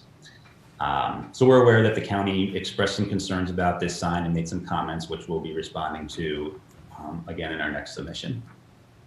We're proposing some wall signs in the building that you see there, and there was one for the Soft Cloth Car Wash, one for the Touch Free, and another for the Dog Wash. And as you can kind of see on the renderings, both the rendering and the exterior architectural elevations, the signage is unobtrusive. It's really proportional to the building and the elements that it's mounted on. I think it coordinates pretty well with the colors of the building. We will be requesting area variances from the ZBA for the signs, and we'll also be responding again to the county with some of their comments that they had on our project and our signage. So as I mentioned earlier, the site's located within the Coastal Zone Overlay Waterfront District 1. Now that I've kind of briefed you on the site plan, you can see that the site development is really limited to our parcel, which is very close to Route 9 and quite distant from the river. So as you can see, there's a heavily wooded area between our site and the property.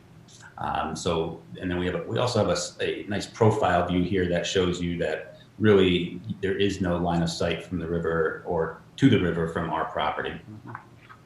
And again, we're just proposing a one-story building. The height of the roof is just under 30 feet above ground. So we're really a low-profile building. And here are a couple of views. The view on the left is at that 30-foot level above ground. That's basically the height of our roof, and you can see that the view to the river is completely obscured. The view on the right is at 100 feet above ground level, and real faintly you can just start to tell that the river is coming into view there. So obviously where our building is, there isn't going to be any line of sight issues. Just as another separate issue, visual issue, we've addressed any potential issues with views from Locust Grove with the screening that I pointed out a few minutes ago.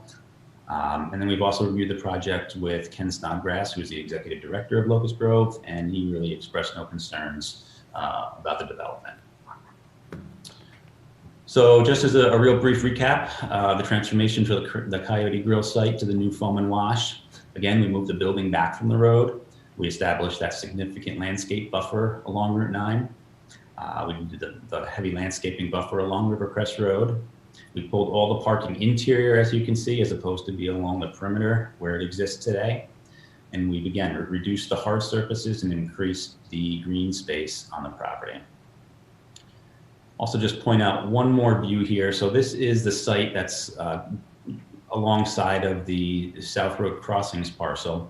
And you'll see that our landscaping buffer and our parking configuration is very similar to what is there and what was approved on their projects. And I really think that based on that, it'll really tie the two developments together visually. So with that, I think I'll turn it over to Jennifer, and you can, Jennifer, discuss the next steps on the seeker process. Thanks very much.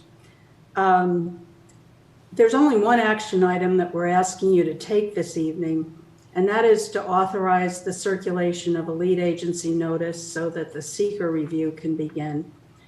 As Jay has mentioned, there are two other involved agencies in this project, the town ZBA that will be dealing with some area variances, and the DOT because of the improvements that are being made to the access points along Route 9.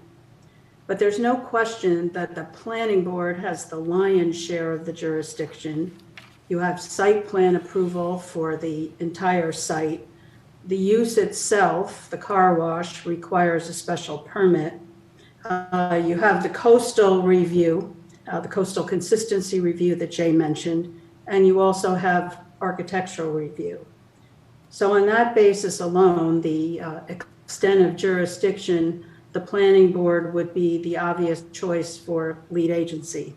But beyond that, it's an interesting point.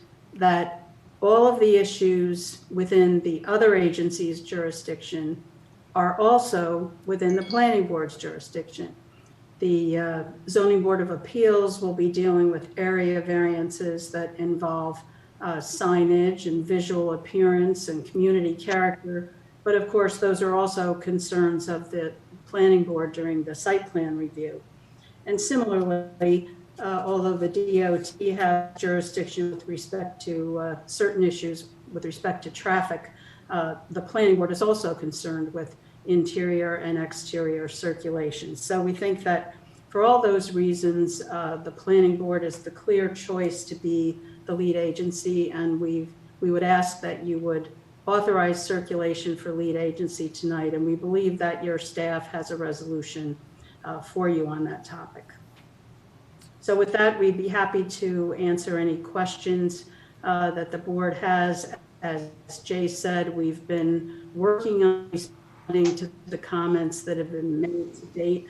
And we've had a few extra weeks to do that, waiting for this meeting. So we're looking forward to responding to all of those comments in our next submission. All right, thanks, Jennifer. All right, Kristen, you have this one from the town's perspective? Yes, so I would like to just thank the Foam and Wash team here for a very thorough presentation. I can probably just retire now, right? I just wanted to quickly recap. So as was mentioned a couple of times, this project is on for lead agency intent, circulation, and review tonight. The application, this is the first time you're hearing the application. It's also on for seeker review, coastal consistency review, special use permit, and site plan review. The application is subject to special use permit review and site plan review, which both fall to the planning board. So again, it makes sense that this would fall, or we would be circulating for lead agency intent at the planning board level. There is a resolution prepared for you in that way in your packets. And also, I just wanted to mention, because I know Mark Petro is here with us and has begun the process of reviewing the traffic analysis that was provided to us. I know it's an ongoing effort, but given the nature of the delay, I know your team, the project team, was able to start addressing perhaps some of those comments and might continue working with Mark. And I think Phil is a part of your team as well at Mazer for the project team, and we'll continue to work through any questions and concerns. A couple of things that have come up, I know from the planning board, I will just quickly highlight based on a couple of outstanding discussions, was the access and the tie-in between the Foam and Wash parking lot area. It was great to see the connection to the South Road Crossings parking area and some of the other pad sites that are going to be going up there, but perhaps that there would be a pedestrian connection. Maybe the team would be able to just reiterate or just confirm the placement of a sidewalk along Route 9 if there is an existing one, or if you're making any changes or modifications and what you might be doing to adjust that given the new site layout. And I know that there might have been some concerns about just some circulation, but again, I know that there's a pretty vested traffic team reviewing this. So thank you for your presentation, and we look forward to continuing to work through this. And that's it, unless Mark has something to add. Yeah, I was going to go to Mark because there's, this could be a high traffic generator. So I was curious what your initial thoughts are, Mark. Sure. Really, we separated our review into different sections. The traffic section, the comments that we had were really looking for some additional supportive material as well as some clarification in some of the aspects of the traffic study, which, as mentioned, the development team is in the process of responding to those comments. So we look forward to those responses. As far as some of the site plan comments, we looked at some of the circulation, some of the areas that we were thinking of having some additional control, or I mean control would be a vehicular control, would be at the internal connection with South Road Crossing. There's no stop sign or stop bar to control the flow of traffic at that intersection there. as well as the internal intersection just before you leave the property. There's no control for those two access ways over there, essentially on the property. There's some other comments that are mentioned in there, but one of the other ones I'd want to bring up is we thought to have the applicant consider maybe an advanced clearance bar before they get into the car wash lanes, because you might get to the station to pay, but you might not be able to get out if you're too tall, or you might hit the canopy. So we thought that might be something for the applicant to consider as well in this. All right, thanks, Mark. That would probably, there's some other comments that we had too. Some of the, maybe some signing for the accessible vacuum station, just to let someone know that that is a space that's designated for them too. So I'm happy to answer any questions that the development team might have, or if there's any other clarification on some of the comments, but those are some of the bulk items that we had mentioned. There's some smaller items too that we had mentioned on the report, but that's just a brief overview. All right, thank you. I want to go to Don for engineering. I notice it's a high water use thing. They have a recirculation that saves 30%, but we have sufficient supply and takeaway. Yeah, we re-looked at that after Tuesday just so we had the information available. I think it was Ken who made the estimate, but he's anticipating using about 8,000 gallons a day, which is about 3,000 gallons a day more than is used by the existing, or was used by the Coyote Grill. Of course, it'll discharge to the sewer that runs along there.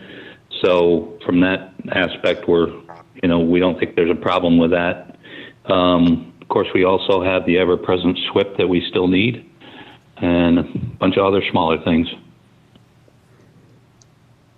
All right, thanks, Don.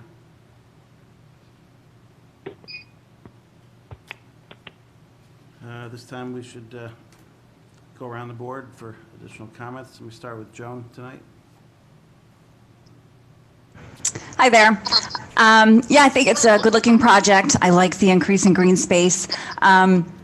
With respect to the dog washes, do you guys typically include additional refuse containers or bags for the owners in the event the dogs have to do their business? Do you guys have stuff like that around the animal bays? Yeah, typically we do. There'll be bags posted outside. There'll be signs where people can walk their dog, and refuse containers, like you mentioned, to let them dispose of any waste that is encountered. Okay, thank you. All right, That's it. Thanks, Joan. I just had a quick question, as long as we're talking about the dog area. You have payment booths for the drive-throughs to the cars, or is there some kind of payment booth, or how does that work for the dog wash? The dog wash payment is handled right inside the dog wash room. So you can either swipe your credit card, which is what most people do now, or you can put in cash bills, but it's inside the room. And then it's similar to if you've been to a self-service car wash where you select whether you want soap or water or dryer or whatnot with the dial selector, and then you pay there based on how much time you use. Okay, great. Just trying to make sure they're not walking over to the other payment booth where the traffic is. Thanks. Let's go to Bob. Any comments? Yeah, just, you said one question. I apologize if you covered this before. I had to step away for a while. Is there a limit on the size and types of vehicles that can use the car wash? There's a height limit generally on the car wash, so it's roughly 7 feet, where vehicles above that wouldn't be able to go through the tunnel car wash. Anything excessively wide wouldn't be able to, but generally most cars can, as long as they're under 7 feet. So larger trucks would be wouldn't be using that. No, like a box truck or anything like that, right. It wouldn't fit through this. Okay. No, I didn't have any other questions. All right, thanks, Bob. Rocco? Yeah. No, not at this time. Right. Thank you. And Nicole? Yeah, so I was wondering where your snow storage area will be. That'll be located mostly off of the back or the west side of the parcel. There's some green area there.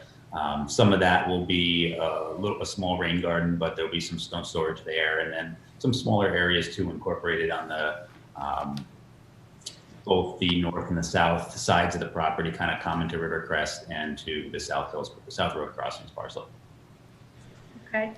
And also, do you have a demolition plan? That was one of the comments that we received to create one of those, so we'll be working on that for our next submission. Okay, thank you. Thank you. No. All right, Ben? Hi, from your presentation, it looks like this is solely a automated car wash. You're not going to have any bays with the wands there where people can go in and wash the car themselves? That's correct.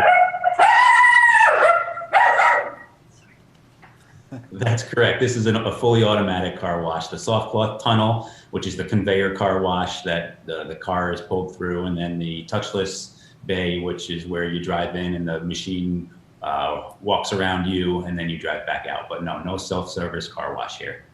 Yeah, because I noticed the other places with the self-service, a lot of water goes out onto the road after they leave the car wash.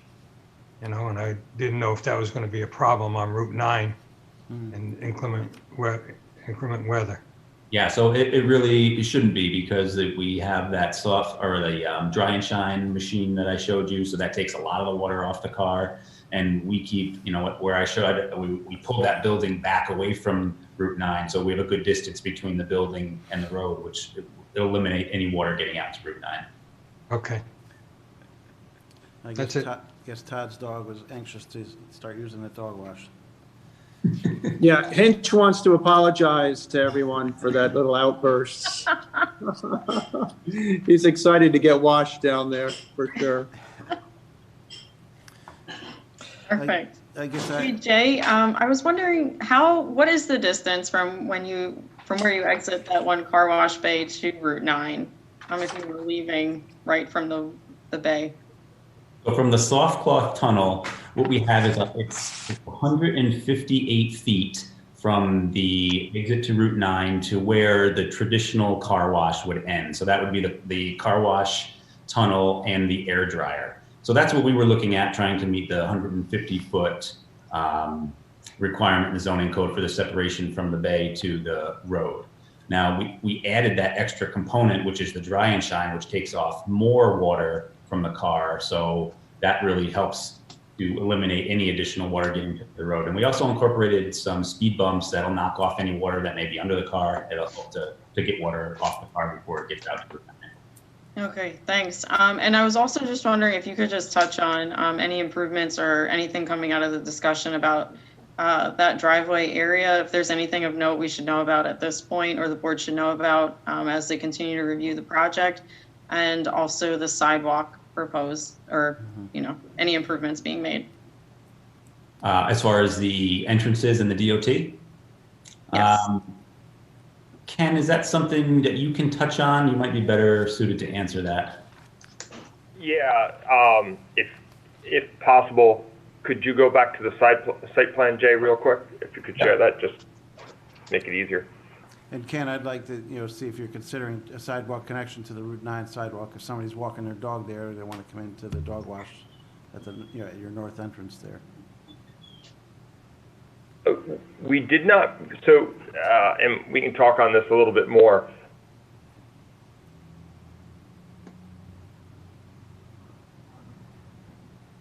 I had to call in, sorry. So my number's on there at 880, Yep, I got just it. in case. Sorry.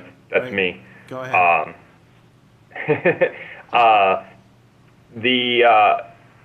This is primarily a vehicular path in place.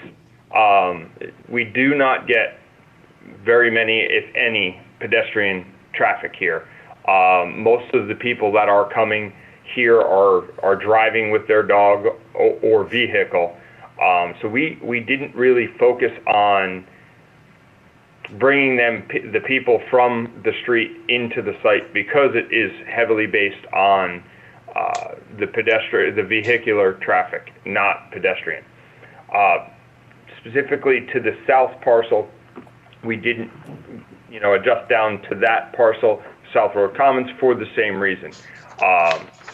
There is no real, very few people are going to walk up from the commercial area all the way up here to the dog wash area. If they happen to want to do their dogs, they're going to drive up to get close enough so that when you wash it, your dog gets back in the car once the dog is dried, in that component.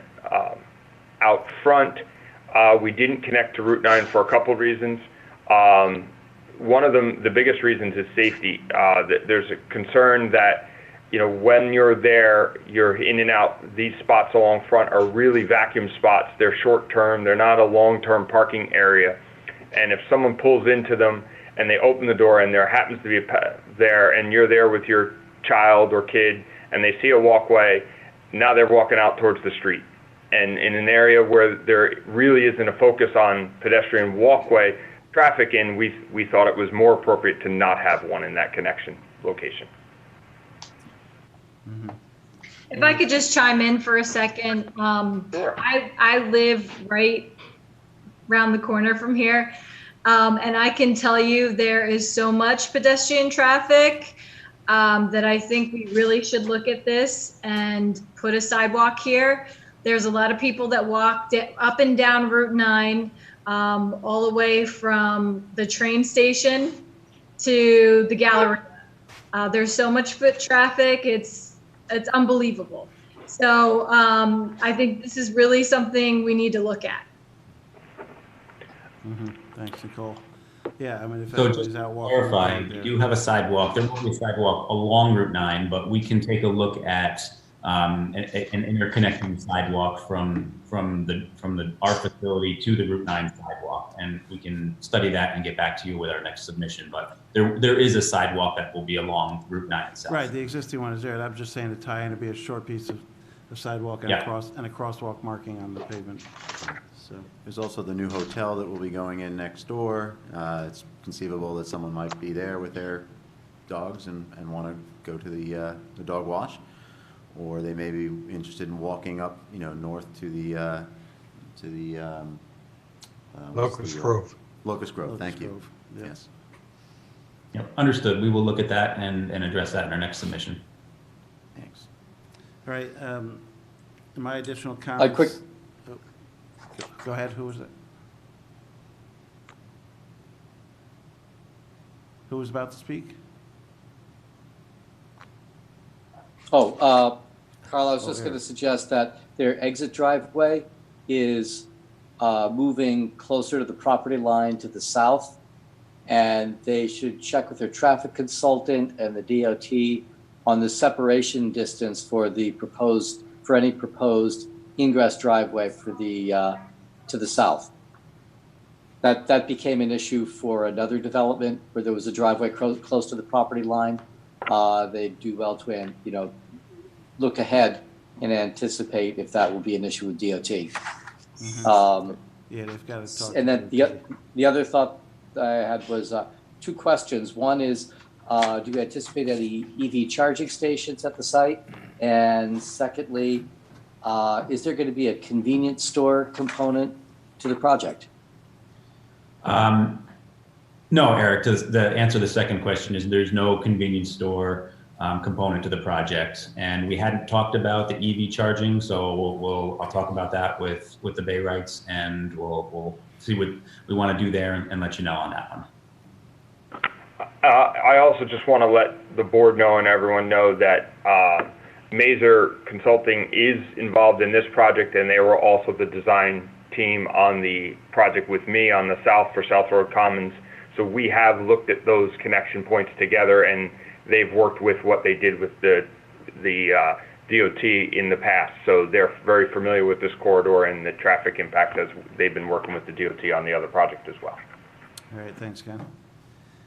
Yeah, it might be good to look at an EV station, although, from a car wash standpoint, cars are not there all that long generally.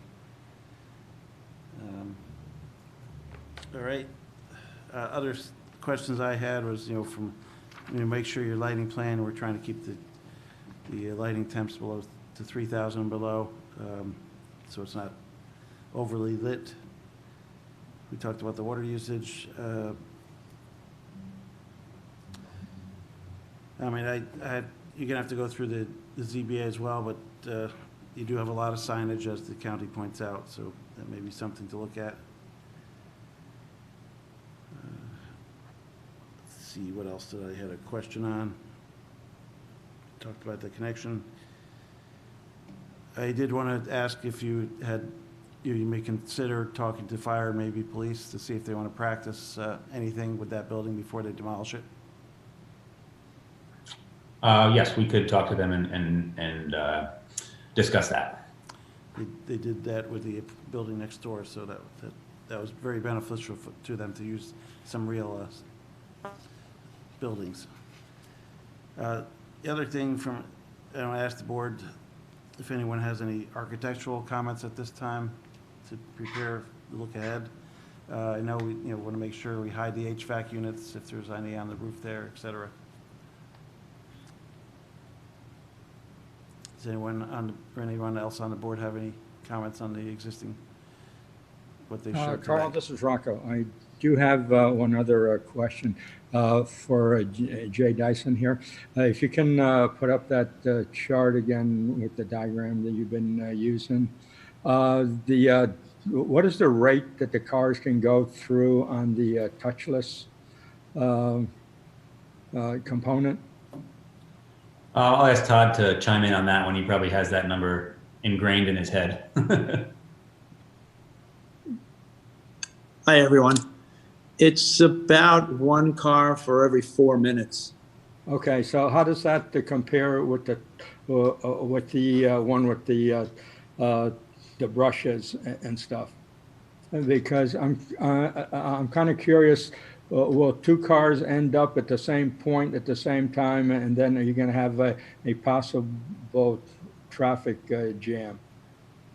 Well, the soft cloth tunnel is about the production because it's got that conveyorized chain, right, that you put the car on. So the production is about 4 times more than the touchless bay. I think, are you talking about at the exit, for example, right, when at they the exit, come out the exit? It looks like that the way the chart is here, if they're going to exit the property, both cars would have to make a right-hand turn. And so unless you direct the touchless one to go left and go around the entire complex, they're both going to have to make a right-hand turn. And I was only curious if you had thought of that. Is that a potential issue if there's no spots in the front where a car can pull in to do additional drying off, whatever? Okay. You follow what I'm saying, Tom? Sure, absolutely. The yellow car coming out of the touchless bay, in theory, he's got 4 minutes. So as he starts to turn a little bit to the right, in theory, he's got 4 minutes to sit and wait, and that's a long time. So you've got 4 minutes of opportunity to decide, to pull into one of those front vacuum spaces or, take that turn to the right in between those other cars that are coming out of the car wash tunnel. It's a lot like South Road, well, we call it South Road, but by the Galleria, where our soft cloth wash exits at the same speed. In theory, it's a very similar soft cloth car wash. And the cars are popping out, and there's people leaving the C-store, parking. There's people leaving the gas station, right? They're getting their gas and doing a U-turn and kind of going out. There's enough time. There's plenty of time in between cars to pause, make that decision on, okay, when you're going to go ahead and go over by the exit or pull into a vacuum, or come around the south side here and pull into a vacuum where it's on the side. Does that answer that Yeah, it does, as long as you've thought about it, because I do use the one on South Road, and it's rarely an issue. And the people who do come out of the convenience stores or the gas pumps, whatever, they can wait. Here, you do have people that are coming up behind in both of those tunnels. That's why I asked the question. Mhm. Yeah, I mean, it just, I was thinking about that myself. I don't know if you have any other installations around the area where you come out of the tunnel and go right straight into vacuums, because those people at the vacuums have to time it to back up out and avoid the cars coming out of the tunnels. Right, I know on South Road, a lot of times, or I should say that most of the times, I come out of the tunnel, all the vacuum bays are pretty much filled. Now, I think you have more of them here, but it's all the cars coming out of each one of these tunnels are going to look for the ones in the front initially. Right, but that's where my concern is. I don't know if you have any comments on that. So just to answer your question, if there's any other similar installations, this site is going to be very similar to the one in Wappingers Falls, where there's a soft cloth tunnel and a touchless car wash. And there really aren't any issues there. People do the same thing. They pull up to the front and they can stop there and dry off their car and do similar functions. But the cars are really staggered as they come out of the wash. So, Yep. When you talk about how many minutes per car, whatnot, even if it's, similar number of minutes or one's more, one's less, they're staggered in a fashion where there really is time for vehicles to move. And I don't believe it's ever been a problem in one of our car washes. Okay, just wonder if you had another similar setup, so that's good to know. Yes. All right, thank you. Does anyone have any other comments tonight? I guess the only thing I would say, you had talked about the dry off and such, but, using the one across from the Galleria, that occasionally in winter you get some icing conditions coming out onto Route 9, so it is something to make sure the drainage is working correctly. Okay. I don't think this affects your project at all, but the road to the north, is that the road that goes to the Pirate Canoe Club? Yes. Yep. Okay, and no problem with that at all? The neighbor doesn't affect you at all, right? That road? No, it's actually a privately owned road, but it's this very similar configuration to what's there today with the entrance to Coyote. We've actually moved our entrance down a little bit, so we're a little further away from that road. So I think it's going to be an improvement. Okay. Yeah, Rocco, IBM actually owns that road, I believe, and has easements across it. But that's a different, it's down a little bit from a topography standpoint from this site. And there's some landscaping proposed along that border as well, so that'll be good. All right, I guess we're ready for a resolution. Nicole? I move that the planning board declare its intent to be lead agency to coordinate the environmental review of the proposed project as an unlisted action, and authorize the planning department circulation of a notice of said intent dated March 19th, 2020, copy of the EIF, and a copy of the application to the identified involved agencies. Second. It's been moved and seconded for lead agency. Called to question by roll call. Ben? Aye. Nicole? Aye. Rocco? Aye. Bob? Aye. Joan? Aye. Myself, aye. Motion passes 6-0. I move that the planning board defer further action on this application pending establishment of a lead agency and direct the applicant to respond to comments of the planning board, those received from town departments and agencies, included but not limited to the following 1 through 9. And is Second. Is our comments tonight covered in? Yes. Okay, that includes our comments tonight. All right, moved and seconded. Called to question by roll call. Ben? Aye. Nicole, Aye. Rocco, Aye. Bob, Aye. Joan, Aye. and myself, aye. Motion passes 6-0. All right. Thanks. All right, thank you, everyone. Appreciate your time and your comments, and have a good night, and we'll see you soon. Thanks again for your Thank detailed you. presentation. Thank and you. See you Thank you, next Jim. time. Anything, oops, that's, We're good. That was eloquent. Good night, Mike. Good night, Carl. thanks. Good night, Jim, Jim. for filling Thank in. you. Lisa's back, I see. All right, Lisa. Next up is BP3, Springside Development, local agency, lead agency intent, site plan, special use permit, and architectural review for proposed 4-story mixed-use building. It's an unlisted action. Built Parcel 3 LLC is the owner. Who's here for this project?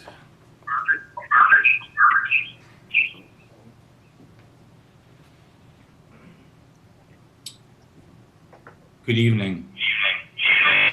Oh, I got a little bit of feedback. Steve, do you have more than one phone on, or? No? No. There was- Can you hear me now or not? Yeah, now Yes, now it's we do. working better. Yep. Yeah, thank you. Good evening, everybody. It's nice to see everyone during these complicated times. It's kind of great to participate. I mean, there's been so much on hold, and it's really nice that the world is still moving forward. And let's just hope the pandemic leaves us as fast as it came and spares lives. But so nice to see everybody here. We want to show you tonight the development of our project from the last time you saw it. We've put in quite a bit of work on our virtual reality model. So we'll be able to give you a tour of both the upgrades to the building, our hardened landscape plan for our common areas that we're trying to create for our neighborhood, a new pavilion that we're proposing as well. And we've worked out quite a few details as well that regarding the site and the landscaping.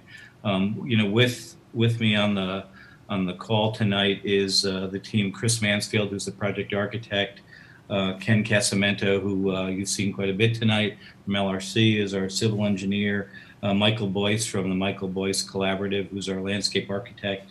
And I don't know if Phil Greeley is still on the call or not for tonight, but you know, just as a recap, you know, we're proposing to build a new mixed-use building to complement the neighborhood that we've been working on for the last 7 years. The project, you know, will include 22 dwelling units and about 7,200 square feet of commercial space. The building has gotten a little smaller since the last time we presented it to you. Some of the reasons for that are just to make better relationships with the neighboring properties and to create some better solutions for some of the challenges on the site plan. You know, again, you know, what we're really trying to do is build not only a building that complements what we've built to date, but also extends the arm of this being a interactive neighborhood amongst all the stores and residential tenants that we've created to date. As you know, there's a melange of building types and styles and eras, you know, from the 33 Arlington, which was a Quonset hut electrician shop, to where our office was, which was just a dilapidated warehouse building. We have some 60s housing structures and older buildings, and the mixed use stuff that we built on the hill, the center house and Hilltop. What we're also trying to do with this project is not only create another housing type, which is flats. It's a lot of the units that we've created to date are 2-story units. And having flats will extend the arm of the type of people that might want to be here because it's attractive on many fronts, living on one level.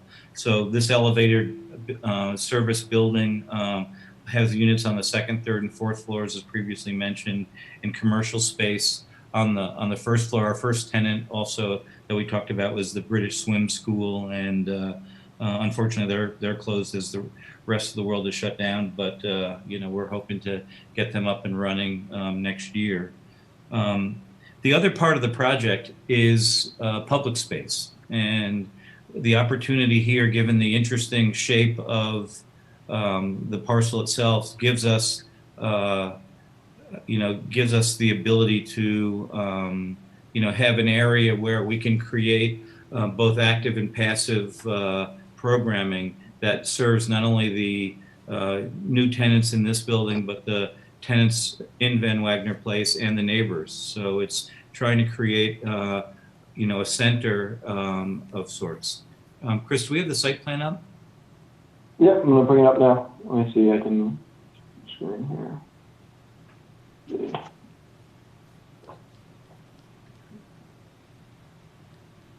Is that coming through? Yep. Nicely done. So again, I want to try to keep us focused on things that you might not have seen before, but again, the park design, and maybe you can go into, dive in a little closer, Chris, so that we can see from here what the proposal begins to look like. We want to create, and Michael Boyce will talk a little bit more about the whole landscaping plan for the entire project, but we wanted to create areas, both passive and active, as I mentioned. There's some lawn space if someone wants to sit on the lawn or something like that. We have areas for tables and for benches and just planting. There's a center area in the building which is where the walkways tend to focus into, which is in the center, and that's where the access point might be to the 4 tenant spaces that we're creating. There's a loggia, which underneath the residential components is a overhang of about 9 feet, where the stores feed off of, so that you can walk from one to another without outside of the weather, and you can see the colonnade across the front of the building there. We, as part of the project too, in trying to create a neighborhood, we've narrowed Springside Avenue down and working with Mark Pfeiffer on this. The idea is that right now the road is much wider than it needs to be and kind of unformed in some ways. And so the opportunity existed here for us to create, traditional on-street parking that would, I think would function nicely for all the different users that are on the site. We have something like 12 or 13 spaces that we're able to create. I may have that number wrong a little bit, but it also breaks up having one large parking field as well. But it's a very traditional way of creating that function for the different uses on the campus.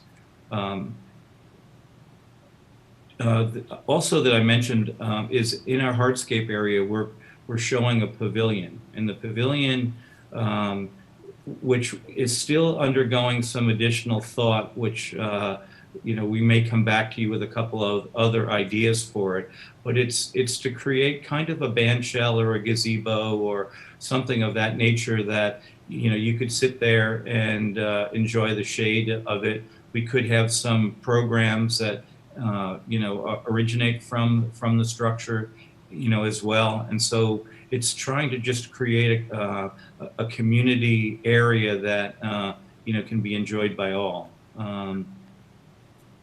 Here's another view of it here. There's also some storage space within it.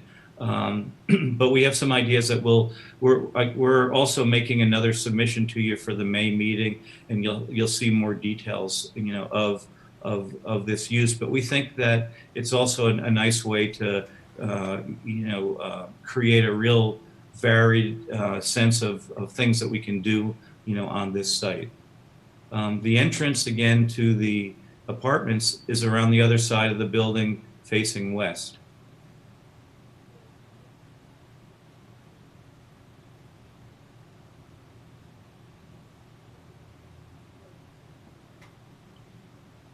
And the copper colored entry form is kind of a special area in the building. Those are not part of the apartments themselves, but on the second floor we have kind of the hotel space that we talked about for the residents' guests. On the third floor there's a conference area or community room, and on the upper level is kind of an open air deck and terrace for the tenants. On the first floor is a lobby space, a guest lobby space, and a sitting area as well. The property also will have a basement, and we're still exploring that because we haven't done our borings yet. But the basement will likely have a gym and a conference room, and for use by the tenants and other folks in Van Wagner, and also some tenant storage areas, and then the normal. Kind of service spaces, utility spaces, in the basement. The building design is trying to separate vertically the commercial on the lowest level. We call it the plinth level, and you can see that there's a different material and different color down there. The upper levels, we're trying to again play with form that we've used in our varied forms to try to break down the mass to create some shapes for, up on the roof. You can see there's some canted roof forms up there. Again, all the rooftop mechanical equipment is completely screened. We're calling these, in a way, the bays that we're showing in the darker color are kind of like in a row house where you have a bay, and those are mostly the living rooms with larger glass elements. And the idea for the units is that they really, as we talked about before, have a lot of natural light and exposure. That you have great southern exposure, along 4455. And again, on the first floor, you can see that we have some openings to see the pool, which is on the right there. And as we just slowly move around the building, you can see, the use of the bays.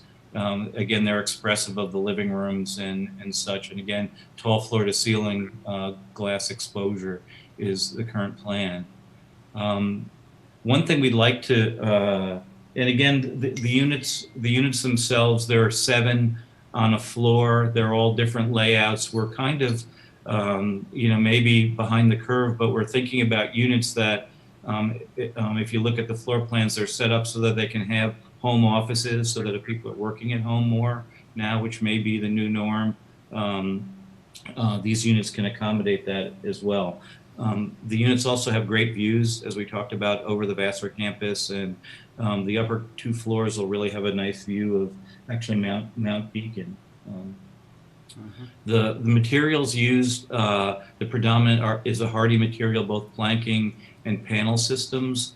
The colors, again, are colors that we've used. So there's a combination of residential scaled materials in the siding versus some of the panels for a little bit more of a grand, robust scale that we're showing here. Chris, if you can keep moving around. Thank you. We also, through this plan, are landscaping around the building, and we're landscaping the parking lots as well. We've started discussions, as we talked about, with our neighbors, and we're just now completing the first draft of the landscaping plan, which we'll be meeting with them again, so that one is they can see how they're screened in a nicer way from 4455 and also from the parking lots that we're creating. We're also working with the Arlington Fire District, with Mr. Finn, and so we're keeping our discussions going with him to make this a safe building and appropriate for the fire district servicing it. that is a general overview. Again, maybe if you'd like to see some things in more detail, Chris is the driver. And, so we can do that. And also if, Ken, if you want to talk a little bit about the civil plan or maybe answer questions. Again, there's a very detailed submission that not only are answering a lot of the questions in the letters that we recently got, but, working on a full engineering design of the entire site. And then Michael Boyce, if you want to also talk a little bit about your landscaping plan. Michael, you want to start first? Oh, sure. Can you hear me okay? Yep. Yep. Okay. And I apologize, the camera on my laptop broke. That would be very interesting given that we're all working from home, but in any event. Any landscape plan for Steve, Chris, and I always begins with analyzing how it mates to the architecture. So from my perspective, the architecture is sort of the foil for the landscape. And the selection of plants, as you'll see, were chosen for their durability, their texture and color, and they were placed in areas with fairly large sweeps and masses to actually complement the architecture. The areas that might be of greater concern to the town in front of the building, there are two areas that are surrounded by red lines. And those two areas denote rain gardens. And we basically chose to use a very simple palette for the rain gardens. In the area where the cursor is at this point of the arrow, there's a plant called Little Joe Pieweed. It's a native plant. It'll grow to about 3.5 to 4 feet high. It does very well in wet areas. It is reasonably tolerant of pretty severe droughts. It's a plant that will attract a lot of butterflies. The plant in the other rain garden, or the two plants, is the Panicum virgatum, which is a switchgrass, and that's also native to most of this country. It's a plant that can sit in standing water and it can stand searing droughts. It's a C4 plant, if you know anything about those. And then the 5 Annabelle hydrangeas to the right, hydra water, so they kind of like a lot of water. But the other grasses around this entire area are Pennisetum, and then Botelua gracilis, or blue grama grass, and that is also a native grass. So this plant group is quite durable. It's very easy to maintain, easy on the eyes. I think the texture is very, very interesting, and it really sort of foils up with some of the textural changes in the architecture. And we have a nice lawn area for folks to sort of picnic on, if you will. If we move to the east side of the building, that's essentially another row of hydrangea, or a staccato of hydrangea in a ground cover of variety, or silver dragon variety. One of the challenges with the parking lot is, because it's so long, is how to sort of soften its effect while you're on 4455, not make it feel like it's a screened-in fortress, but at the same time to help filter and mitigate some of the headlights from the cars that will be parking in these parking stalls. And again, the plant chosen for here is a hydrangea. It's a paniculata, vanilla, and strawberry. It'll grow to about 6 to 8 feet high and about that wide. It forms a very, very dense thicket, and it produces these beautiful panicles of off-white to strawberry-colored flowers from about June until they're pruned off in December or the spring. And they run the entire length of the parking lot, and that was done basically because of the speed of the context of speed on 4455. Having something that was too small, too cute, might be missed, and so something that is consistent, large, and bold, I think works with that sort of context. And we've also chosen to maintain or retain the trees that are, well, I don't know if we had any choice on that, but the mature trees that are existing in the DOT's right-of-way remain on this end of the parking area.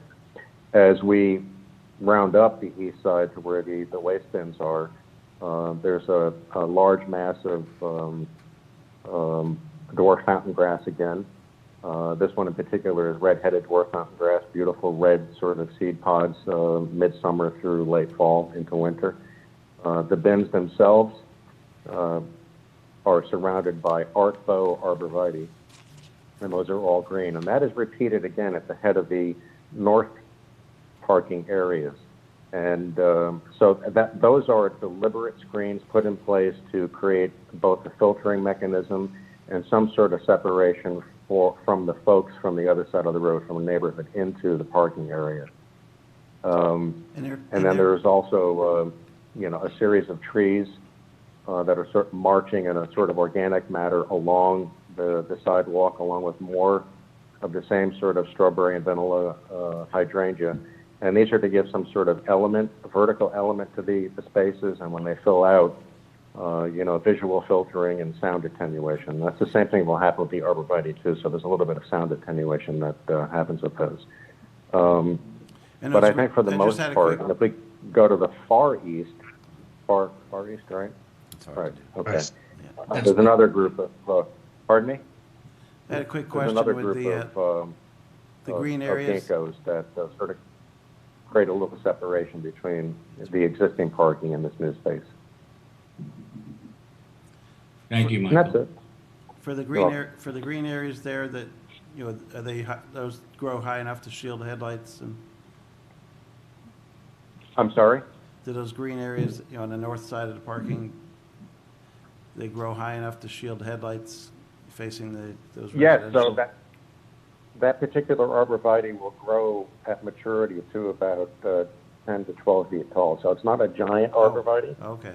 but 10 to 12 feet tall, and it can be maintained smaller, but for sure, and I think they're specified to go in at 5 to 6 feet tall. So they'll have an immediate effect on screening the day that they're put in. Thanks. We have essentially three major facades to the building. And so part of, the design intent, as you look at the building and look at the landscaping, maybe Chris, we go back to the model. It's three different types of experiences. One is, a quieter, heavier landscape internal courtyard that, Parkland area that, faces, onto Springside Avenue. We have the entrance form from the parking lot facing west, which not only, feeds you into the commercial space, but into the residential. And also you want the building to be attractive along the highway. And so we're trying to let the architecture, do that. But you can see the different types of commercial spaces that we're creating. We have no tenants there, so you're trying to create it so that it's flexible. And, and it's possible that we could, let's say if we got a candy store or a chocolate shop here, that it could also be opened up into the lobby of the apartment building as well. So we're, being thoughtful about that. The whole goal again is to try to feel like it's, something different and yet something that feels like it's part of our neighborhood. One other piece that we understand that we're going to need some variances here, most likely, is we'd like to put some signage on 4455 that gives an indication of the commercial spaces that are within the building. So we're thinking about some panel that would be on the stair tower. And each panel is right now represented on this drawing of about 12 square feet. Each tenant's allowed 15. So we want to do it a little smaller. And what the ask might be to you and to the zoning board would be to have on the inboard side of it is to have a smaller flag signs underneath the loggia, so that once you're in the building or underneath, in the covered area, there would really just be these small flag signs that would let you know where the respective tenants are. And then the ordinance allows us to have a small pylon, which would just say something like Van Wagner Place and, list the stores as well. So, we want the signage to be part of the architecture, but also just make it so that it's, user friendly. All right. I guess the request here is one is to do the circulation for lead agency, and there is a discussion still underway about the special use. The building that we're proposing, without a special use permit, is allowed to go up 45 feet and 3 stories, but the ordinance under special use permit allows you to go up to 5 stories and 75 feet. So this building here is 4 stories and about 56 feet tall currently, and that could change by a foot or so down, but 56 is as tall as it would be, and that's the top of the stair tower. The stair tower has to exit out onto the roof, so that's why it breaks the plane of the 4th story, but the 4th story pretty much is within that 45 feet height. It's maybe a foot or 2 higher than that.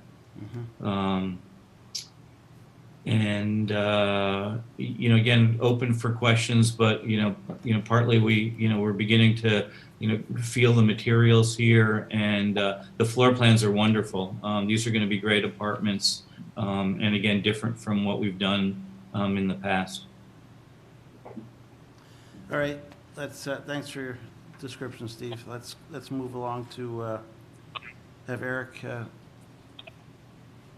chime in. Okay. Chris, you may need to release your screen back to relinquish it back to the board. While he's doing that, Steve's correct. The action before the board tonight is only for a lead agency declaration and circulation. There are the actions that will be before the board at a later date will be for site plan. The special use permit is required for the multifamily and mixed commercial residential use.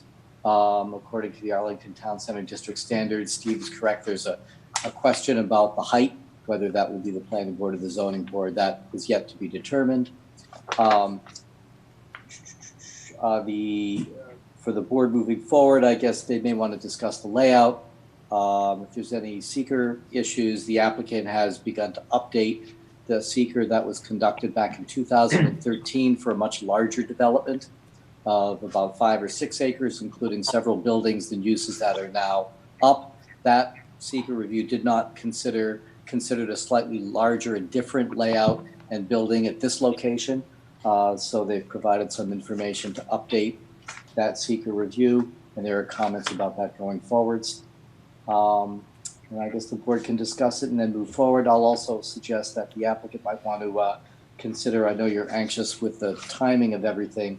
If the applicant wants to get an electronic meeting going with staff and departments to move this along, we'd be happy to set that up. Okay. Thank you. Sounds good. Let's go for any concerns from an engineering standpoint, Don, right now? We got a laundry list, but there aren't too many big ones. We have the SWIP, of course. We asked for a demo plan. One thing that maybe the applicant could discuss, we did ask for to have them possibly look at one-way circulation in the parking lot, just to try to cut down the amount of pavement that was in the parking lot. And then if you look at our comment letter number 15, we wanted to know about the slip lining that was part of an earlier phase, and whether there was anything here that was going to require a grease trap. And those were the big ones. Yeah, I think they were. Who are addressing those issues? I guess, do we do that just with professional staff on that? We don't go through that tonight. Yeah, I think you were hoping for some food business there, so grease trap may be in order.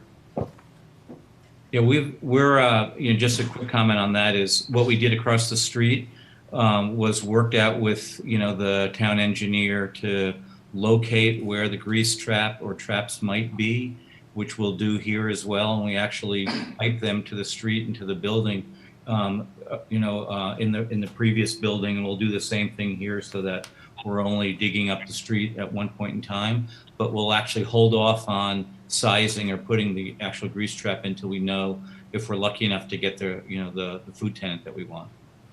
All right. Let's go around the board at this time. Let me first start.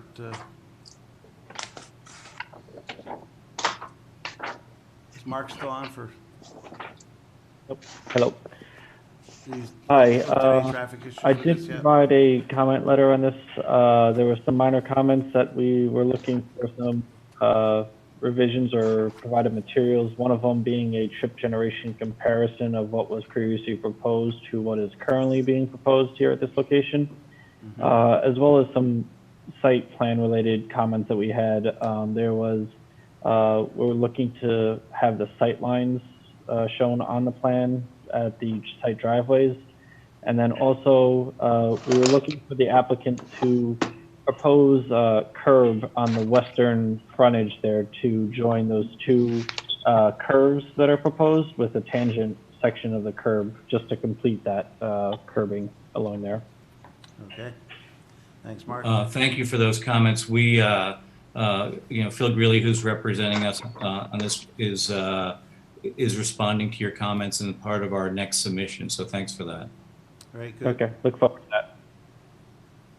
Let me go around the board at this time to get additional comments.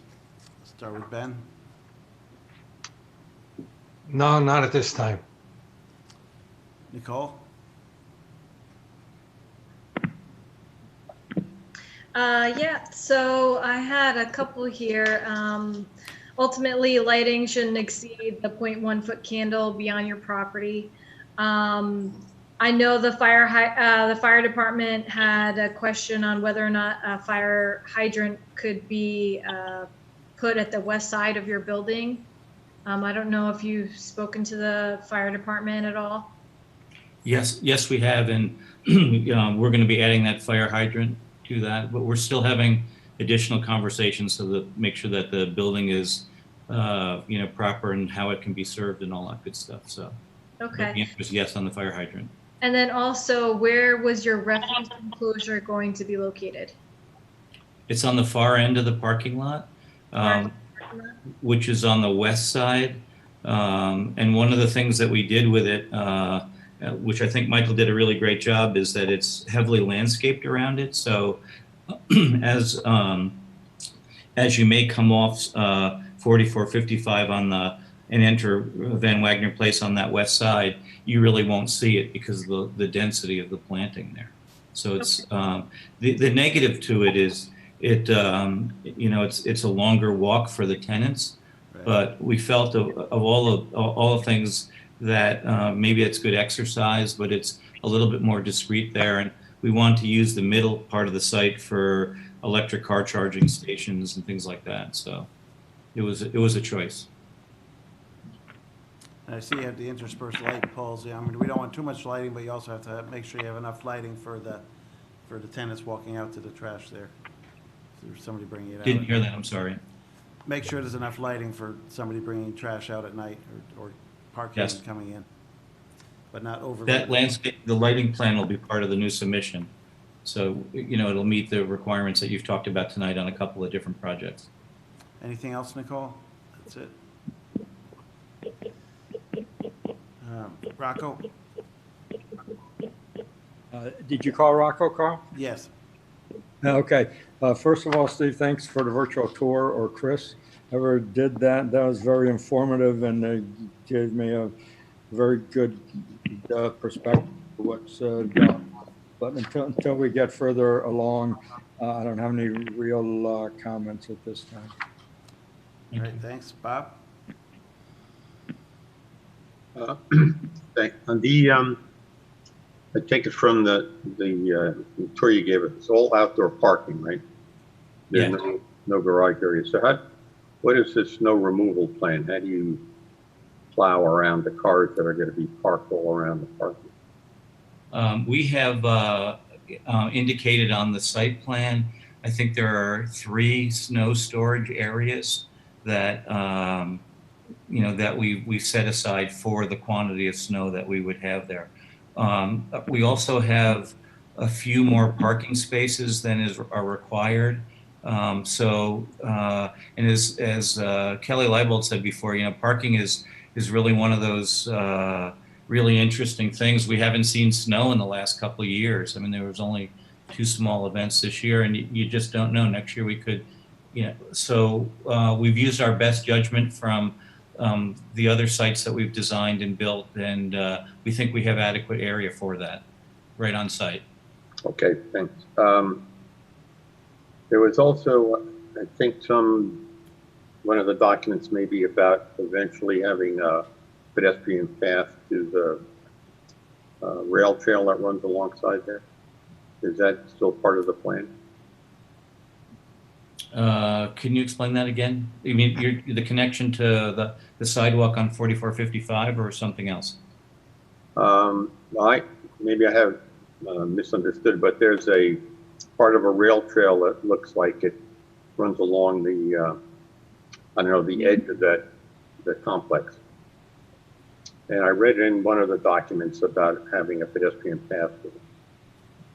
We're adding sidewalks that don't exist so that you are going to be able to, part of it, yes, good point. It's not really the rail trail, but we are creating sidewalks so that you can move from one building to another. That's part of the Van Wagner Place. So yeah, that's part of the project that's shown in the drawing. Yeah. And last, just what's the characteristics of the housing? Is any of it considered affordable? Do you have ADA compliant entrances and, for people in the upper floors? Good question. Interesting, the code, which, I scratch my head sometimes, but is very generous on the ADA side. Every apartment is ADA compliant in different ways. So, so the answer is you'll have 21 full apartments that are accessible, and the building has an elevator in it. And did I answer the question? Yeah. Completely? All right. Thanks, Bob. All right. That's all. Joan? I agree with Rocco. It was a very nice presentation. Thank you. And I know your lighting plan is still to be forthcoming, but with respect to the gazebo outside, and I'm sure you've thought about it, but just perhaps some lighting inside for nighttime, for whatever structure you might have outside that have lighting in it at nighttime. Yeah.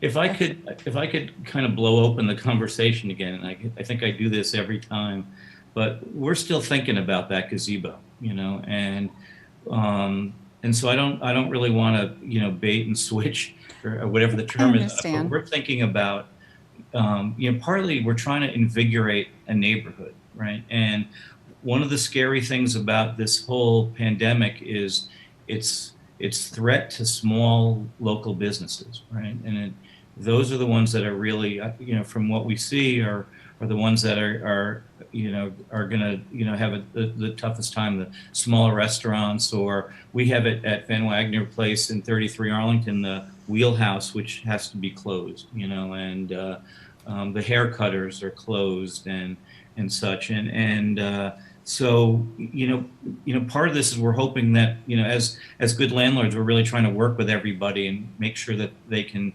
survive as best as possible. And some of those things we still don't even know how we're going to do it, but we're trying to invigorate the neighborhood. So it's possible that that gazebo might want to be a small little pop-up place where you could serve soup, or you could, maybe it could be a craftsman shop or something like that. That's something that changes. So we may come back to you with a building that we have enough parking. The setbacks are right. It's not going to require a variance, but we may want to show you a couple of different alternatives. and something that we might do to start with, but we want to be able to say, hey, maybe this could be something else, because the neighborhood keeps changing, and our thinking about what we're doing here keeps changing too. So, and the world is changing. So we're going to address that the next meeting with you, but I just didn't want you to think that we just did this and then we're changing our mind. It's an ongoing thought process. Yeah, no, I understand. It's an evolution. I appreciate that. Thank you. Thank you. Could be a neighborhood ice cream stand or something. For sure. All right. Thanks, everyone. My comments, I think we talked about the sidewalk along the arterial. Maybe that's what Bob was trying to get to. That you do not have a direct connection to that from, say the entrance of the building. That's something you might want to consider. We would ask you if the board wants to do that. We're all behind that. And the one thing we might ask is sometimes it takes the DOT 6 months or a year to approve something. So maybe there'd be a way as a way to get started with the idea that we continue our discussions, and we'll go back to the DOT now if the board really likes that idea. But they could really slow down the process, and so we might ask you to if there'd be a workaround on that if that's the ultimate goal anyway. All right. We'll take a look at that. I mean, there's a way to get to that sidewalk by going all the way around, but somebody might want to go out and walk or go somewhere that direction. The other thing I wanted to ask was, is there any consideration of a green roof or anything? Do residents have access to that roof or any kind of thing up there, or is that just HVAC? Unfortunately, we originally wanted to have the roof for. Well, we started out. We wanted to have a cocktail facility up on the roof, and then we wanted to, and then we got into some of the code work on it, and it then changes the whole building type and the whole construction methodology. So we ended up having to leave the building as a 4-story building. And then the code is complicated even to have a garden or tenant access up there, because then you need a couple means of egress. The elevator has to go up there. And we decided that we were going to have our outdoor space on the 4th floor and put the money into the gardens and the courtyards down below where the hardscape is that we're showing. So that's something that we lost in the economics of the whole project, and because of some of the code readings. Okay, no beer garden then. We can do that down in the pavilion though. All right, I think we're ready to move forward then with the resolution. I move that the planning board declare its intent to be the seeker lead agency to coordinate the environmental review of the proposed project as an unlisted action, and authorize the planning department circulation of a notice of intent, a copy of the EIF, and a copy of the application to all involved and interested agencies. Second. Moved and seconded for lead agency. Called to question by roll call. Ben? Aye. Nicole? Aye. Rocco? Aye. Bob? Aye. Joan? Aye. Myself, aye. Motion passes 6-0. I move that the planning board defer action on this application pending the establishment of a lead agency, and direct the applicant to respond in writing to comments of the planning board and those received from town departments and agencies, included but not limited to the following 1 through 14. Second. Moved and seconded to defer. Called to question by roll call. Ben? Aye. Nicole? Aye. Rocco? Aye. Bob? Aye. Joan? Aye. And myself, aye. Motion passes 6-0. All right, thanks for the presentation, and good luck, Steve. We'll Thank you, and see you stay again safe, soon. everybody. See you next month. Yep. Thank stay you. safe.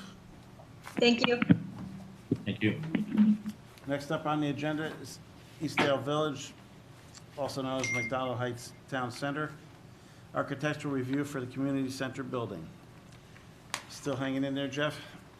I'm still hanging in here. How about you? Let me share my screen and bring up the drawings here.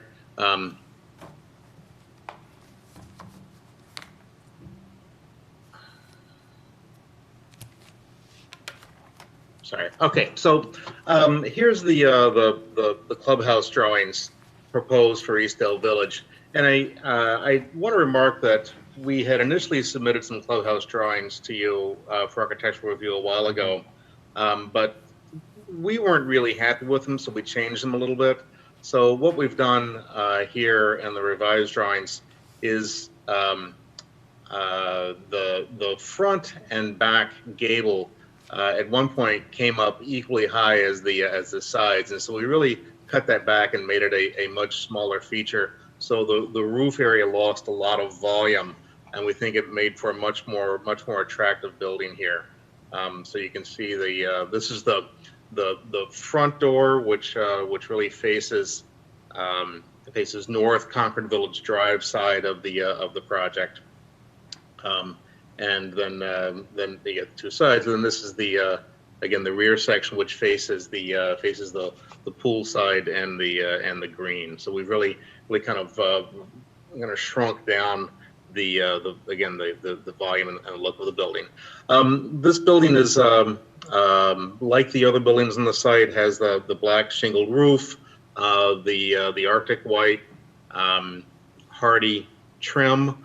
What we've done with the vertical siding is it's a light blue siding that looks just like the male leasing house. It's a knotty pine, and so we've matched that on this building, and then we have a row of the Galvalume roofing along the very edge of the building, again to give it a little architectural feature at the roof edge there. So again, a majority of hardy on the ends. It's a I'll just zoom in here a little bit, but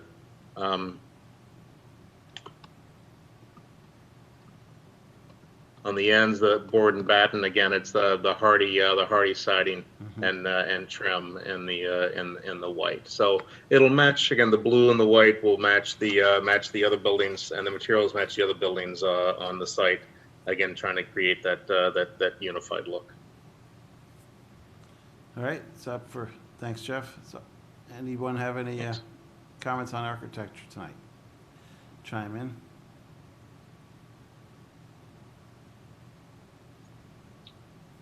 Jeff, you don't have any things we can hold in our hand tonight, right?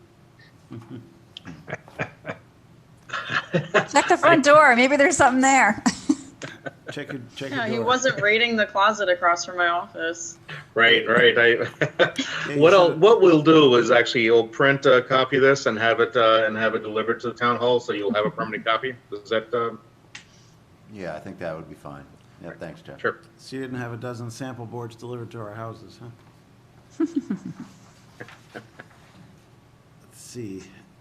Right, looks good to me, so I move we accept architecture as presented.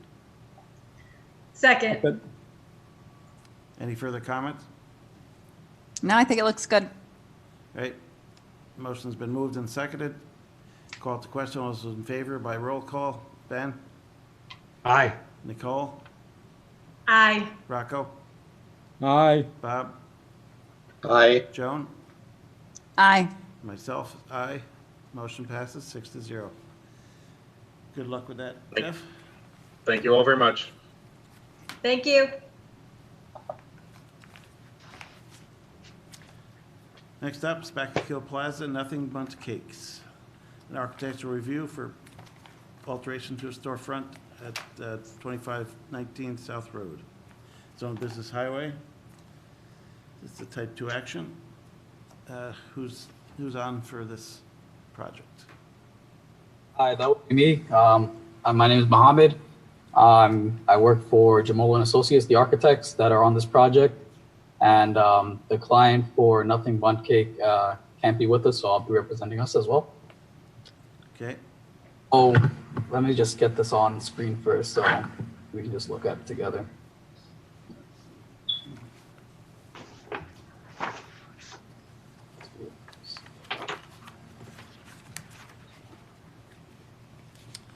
catchy name for the business? Jamola and Associates, No, nothing but cakes? Nothing Bundt Cakes. Nothing But Cakes, yes.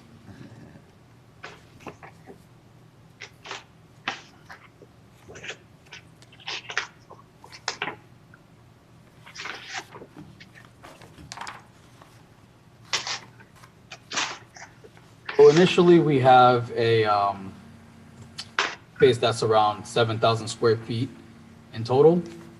And what the owner wanted to do was they wanted the Christian wall right where the colonnade structure was.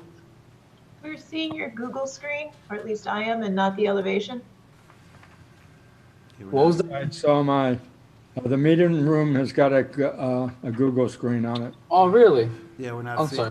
seeing the plan Not yet. sure what's going on there. It's showing an open tab, not the elevation is a tab, but it's not the open tab. Oh, yeah, choose the tab to the left. To the left. Top of your, At the top. top left of your screen should be a tab. Let's Or try to close the new tab. Let's try to close this one over here. Just Oh, a lot of that. If you click the X that says new tab, then it should open your elevation to your tab. left. Oh, excuse me. Move your mouse to the left there, that'll. Let's see. Sorry about this. I'm not really used to the Zoom meetings. It's all right. Yep, it's a new. Come up yet? So if you just, yeah, up at the Can you top. slide your- First, I see where your mouse is. Can you slide it to the left? Oh, there it is. Oh, There yeah, we go. okay. you Yeah. figured Are you viewing the plans now? Yes. Yes. Yes. Okay, that's good. So this is the new partitioned tenant spaces that we have. And from there, this indicates how we're going to move forward with the actual elevation for the project itself.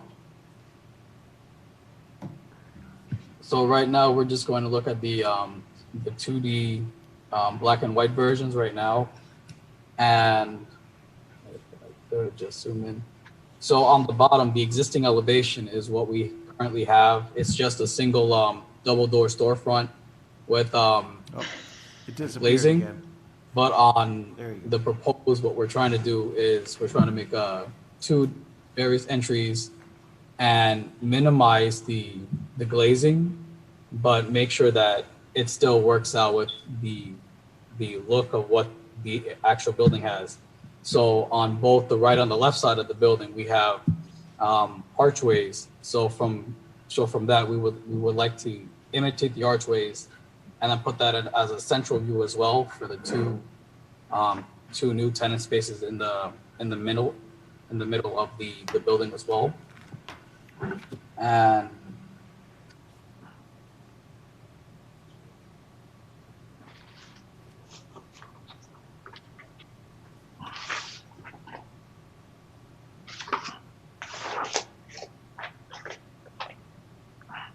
once we get back into the There we go. Yeah, there you a go. See some preliminary color, some color. color sketch of what we were trying to get out for the bun cake. So the materials are, we're trying to stay with the same materials as what the initial building has. So it has a stucco front with a stone cladding with bricks laid out. So for the central area that we have, we're really aiming to keep the stucco finish with an extension of what they have for the stone cladding, in addition to what the archway is. But it's very simple idea that we came up with. But it goes with how the wall structure will be inputted for splitting the two spaces, and without having some random wall come out, we wanted to show that there's an archway there to hide that, but also create a similar facade to the rest of the building. And that's the main goal of what we're trying to do for the storefront of this property. Can you zoom in a little on the top so you can see the Yeah. sign a little better and what you were?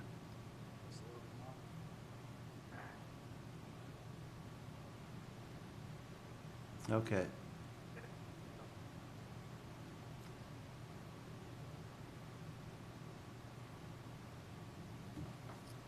What kind of signage is it going to be? Is it lit or backlit or anything like that? No, it'll be a typical hanging sign for the Nothing Bundt Cake. The Nothing Bundt Cake company would be supplying all the drawings for what it's going to look like and then what their final plan would look like. We're just trying to show the initial look of how the storefront would look for Nothing Bundt, while also showing the alteration of the front facade. Mm-hmm. All right, so it's basically one store is getting divided into two new tenants. Yes.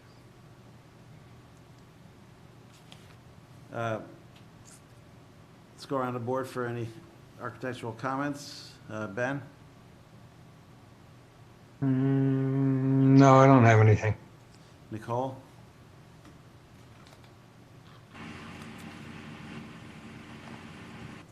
No, I don't have anything. My only question would be whether or not they would have gluten-free, dairy-free buns. I hope so. I think they actually do because the secretary in our office actually has to have gluten-free, and she goes to this specific location when she's in Florida. What? So I'm gonna give you the okay for that one. All right. Rocco, any comments?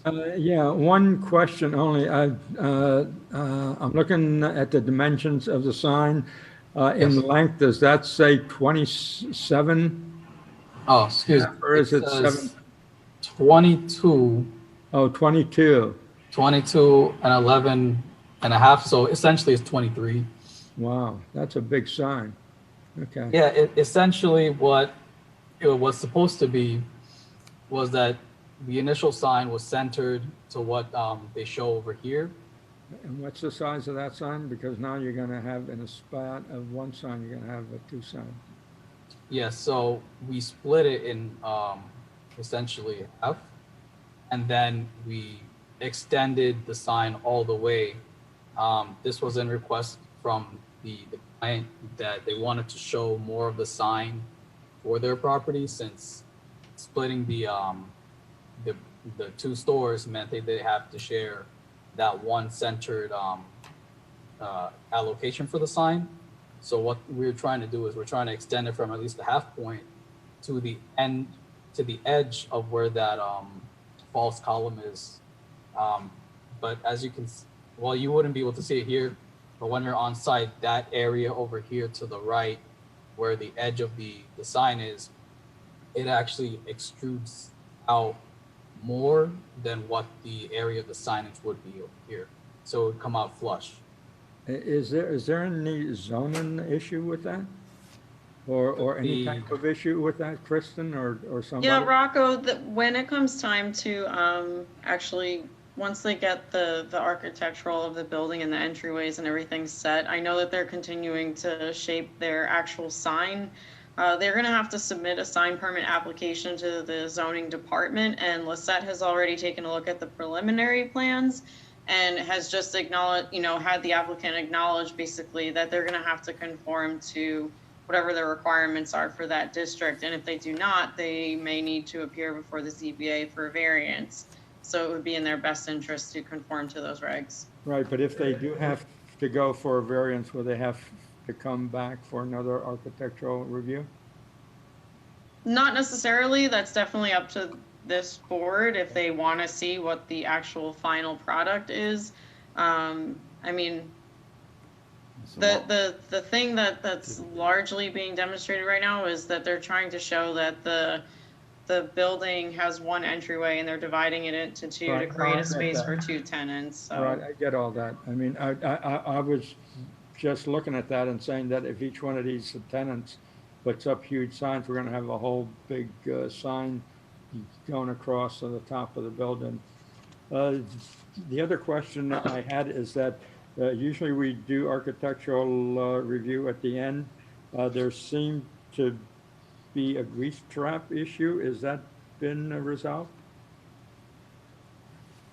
Well, there's a comment from the sewer department. They Right. commented about it, yeah. And I believe that's something that can be rectified. I, as a courtesy, had circulated this to more than just the zoning department, just in case there were any property related issues. So that was flagged by the sewer department, and they have preliminarily signed off on this being able to move forward. They will just have to work with the sewer department, and the applicant was provided with the comments. And So Rocco, they that, won't get anything signed or approved, final until they have rectified those issues. Okay, so I assume that will be listed as one of the conditions or something? Rocco, that would actually be addressed through, at the time of the building permit. So Okay. it will be. All right, it will be captured then. okay, thank you, Mike. I was curious because usually we do these things at the end. Okay, you satisfied all my questions, and as long as there's a review and there will be additional people who have to sign off on this. And it looks okay, thank you. All right, Bob? Yeah, I don't have any questions on the architecture. I was just curious, who is the tenant that's occupying or occupied that space?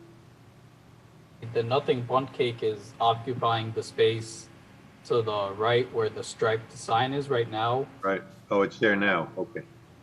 Yes. So I think they're still working out their differences on making the plans and going through the process. But the other tenant space, currently they don't have anyone. All right, and Okay. Joe, All right, thanks. anything? I think that's where Eastern Mountain Sports used to be. Right. Yes, it used to be. Oh, all right. Yes, Yeah. it's EMS store, they're dividing in two. I was just a little confused because I saw Ruby Tuesdays in one of the pictures and Yes. I believe that was the corner. yeah, which is now the It's the Table Talk The Diner. diner. It's diner. the diner Table now. Talk Diner, right. Yeah, it was mislabeled. Okay. Anything, Joan? My question may be beyond the scope of the review for tonight, but when a tenant is obtained for the other half of that space, do you anticipate consideration to perhaps create some parity between these two signs? Because the Bunt Cake sign is very big, and then what's left for the other tenant sign seems very small. I don't know if that's appropriate to discuss here or that comes up Right. if another tenant comes in, but I think otherwise it looks a little wonky. Looks very different, yes, I know. That did come up in initial discussion for the sign, because we weren't really sure about how big the signs were supposed to be in comparison with the other store. Before we were thinking about having the other sign, this was a concern that was brought up just a few minutes ago, that you would have a sign, basically signs from one part of the store to the other part. But since there hasn't been any tenants so far, they vision, and because we may have to make changes on the sign itself, this size isn't really the end all be all. It most likely will be altered. So Yeah. Okay. That was it. All right, thank you. All right, thanks, Joan. Yeah, from my standpoint, it looks a little odd because that sign is so big. I don't know if, I'm guessing you're trying to say Nothing Bunt Cakes in one line straight across, but there might be consideration to shrink it in a little bit and so it maybe put cakes at the bottom. You have two lines of Okay. sign, but you'll have to go to it looks large enough that you wind up going for a variance and talk to the ZBA about this as well. Yeah. Is that your assessment, Mike? Do you think it's? Yeah, I mean, I without knowing off the top of my head what the size requirement is in the district, I mean, I think it looks like that one might be exceeding what's permitted, but they'll address that, I think, when they submit for the sign. All right.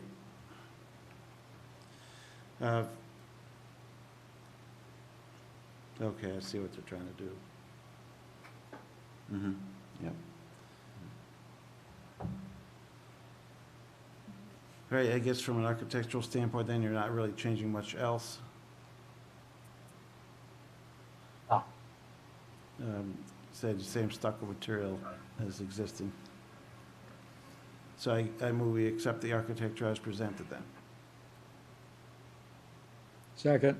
Moved and seconded. Called to question by roll call. Ben? Aye. Nicole? Aye. Rocco? Aye. Bob? Aye. Joan? Aye. Myself? Aye. Motion passes 6-0. All right, thanks and good luck.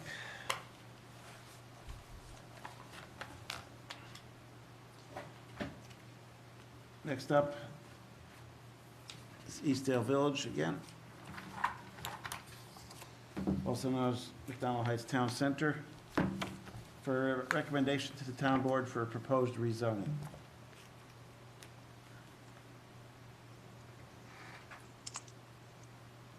Mr. Chairman, would you like me to walk through this? Who's that? Sorry, that's Oh, Jeff. Oh, Jeff, you're back, okay, you're still Yeah, on. Jeff's back, yeah. Okay, good. Yeah, Sure, if you want to sure, quickly, Jeff, that would be good. Okay. I'm going to share the share my screen again.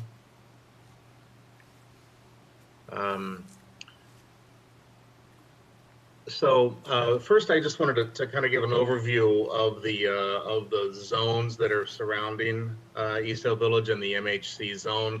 So you can see this broader black line here. That's the extent of the MHC zone.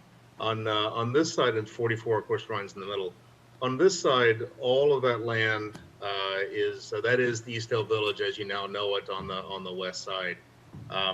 And it's bordered in the back by the nursing home, on the right by Concord Village Drive, and on the left by some of the existing residential homes.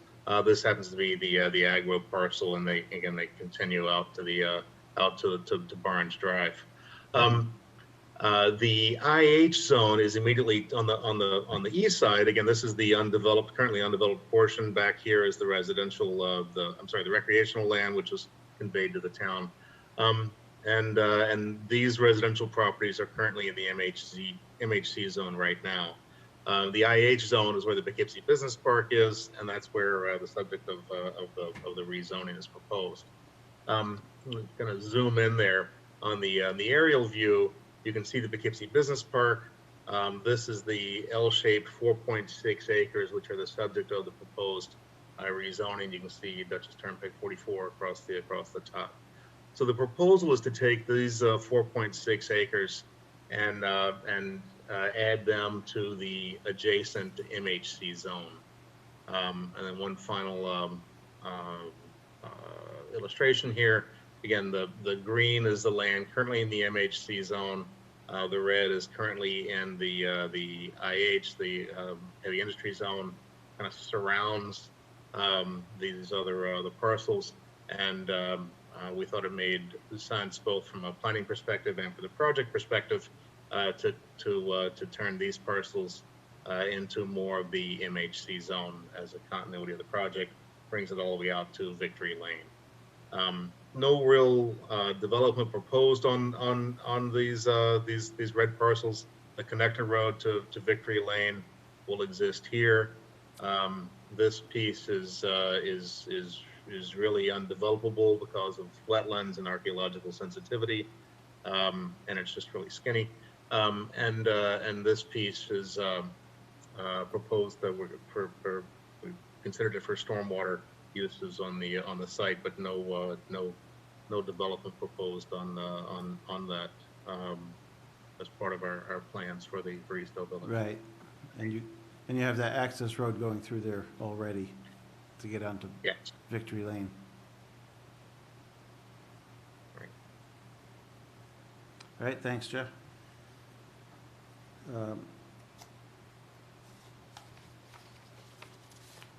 This is basically a recommendation to the town board. We'll go around the... Yeah, it's a recommendation to the town board. The town board actually attempted to open the public hearing on this last night. They had some issues with the meeting, so that did not actually transpire, but it'll be back on, I guess, at the next meeting in the beginning of May. And so we will have, the recommendation from the planning board in time for that. All right, thanks, Mike. So let's just go around the board, see if anybody has any comments on this application. Joan?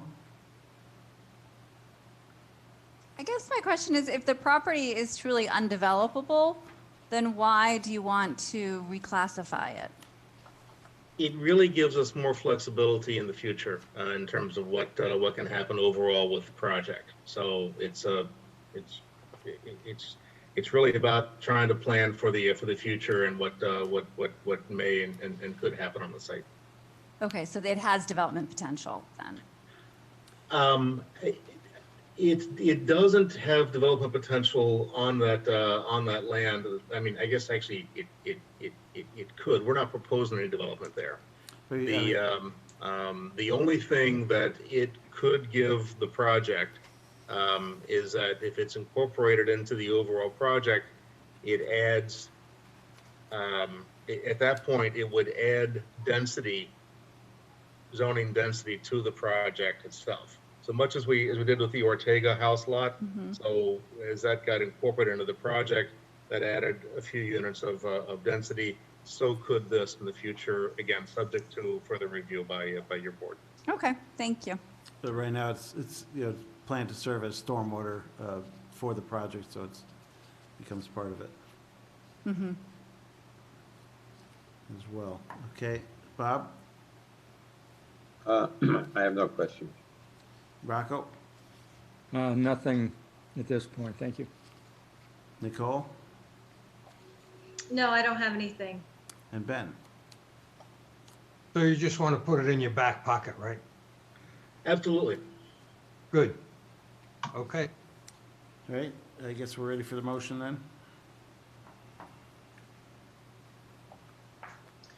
I move that the planning board convey a positive recommendation to the town board regarding the proposed rezoning of tax parcel number 6262-04-786243-0000, a portion of which was merged with tax parcel number 6262-04-820-277-000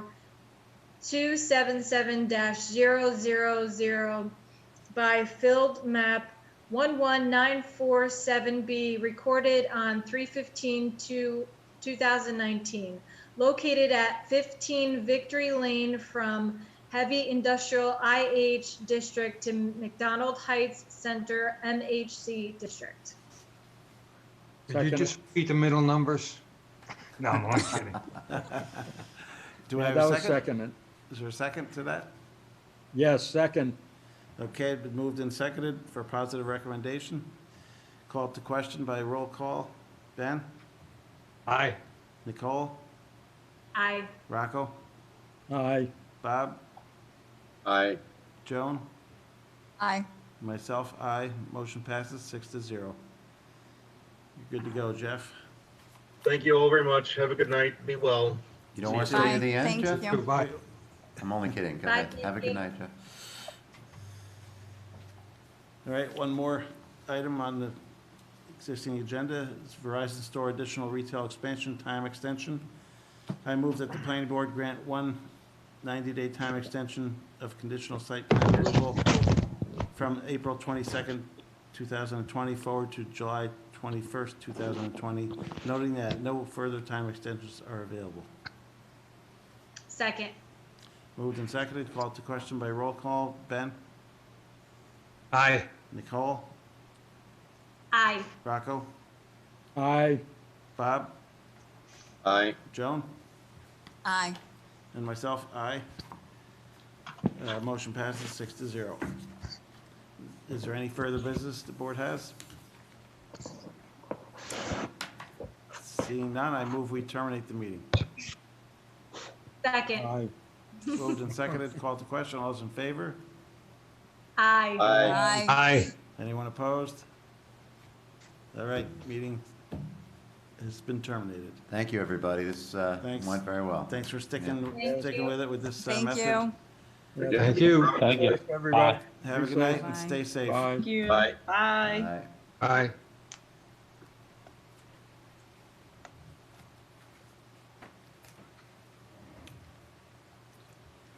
Whew.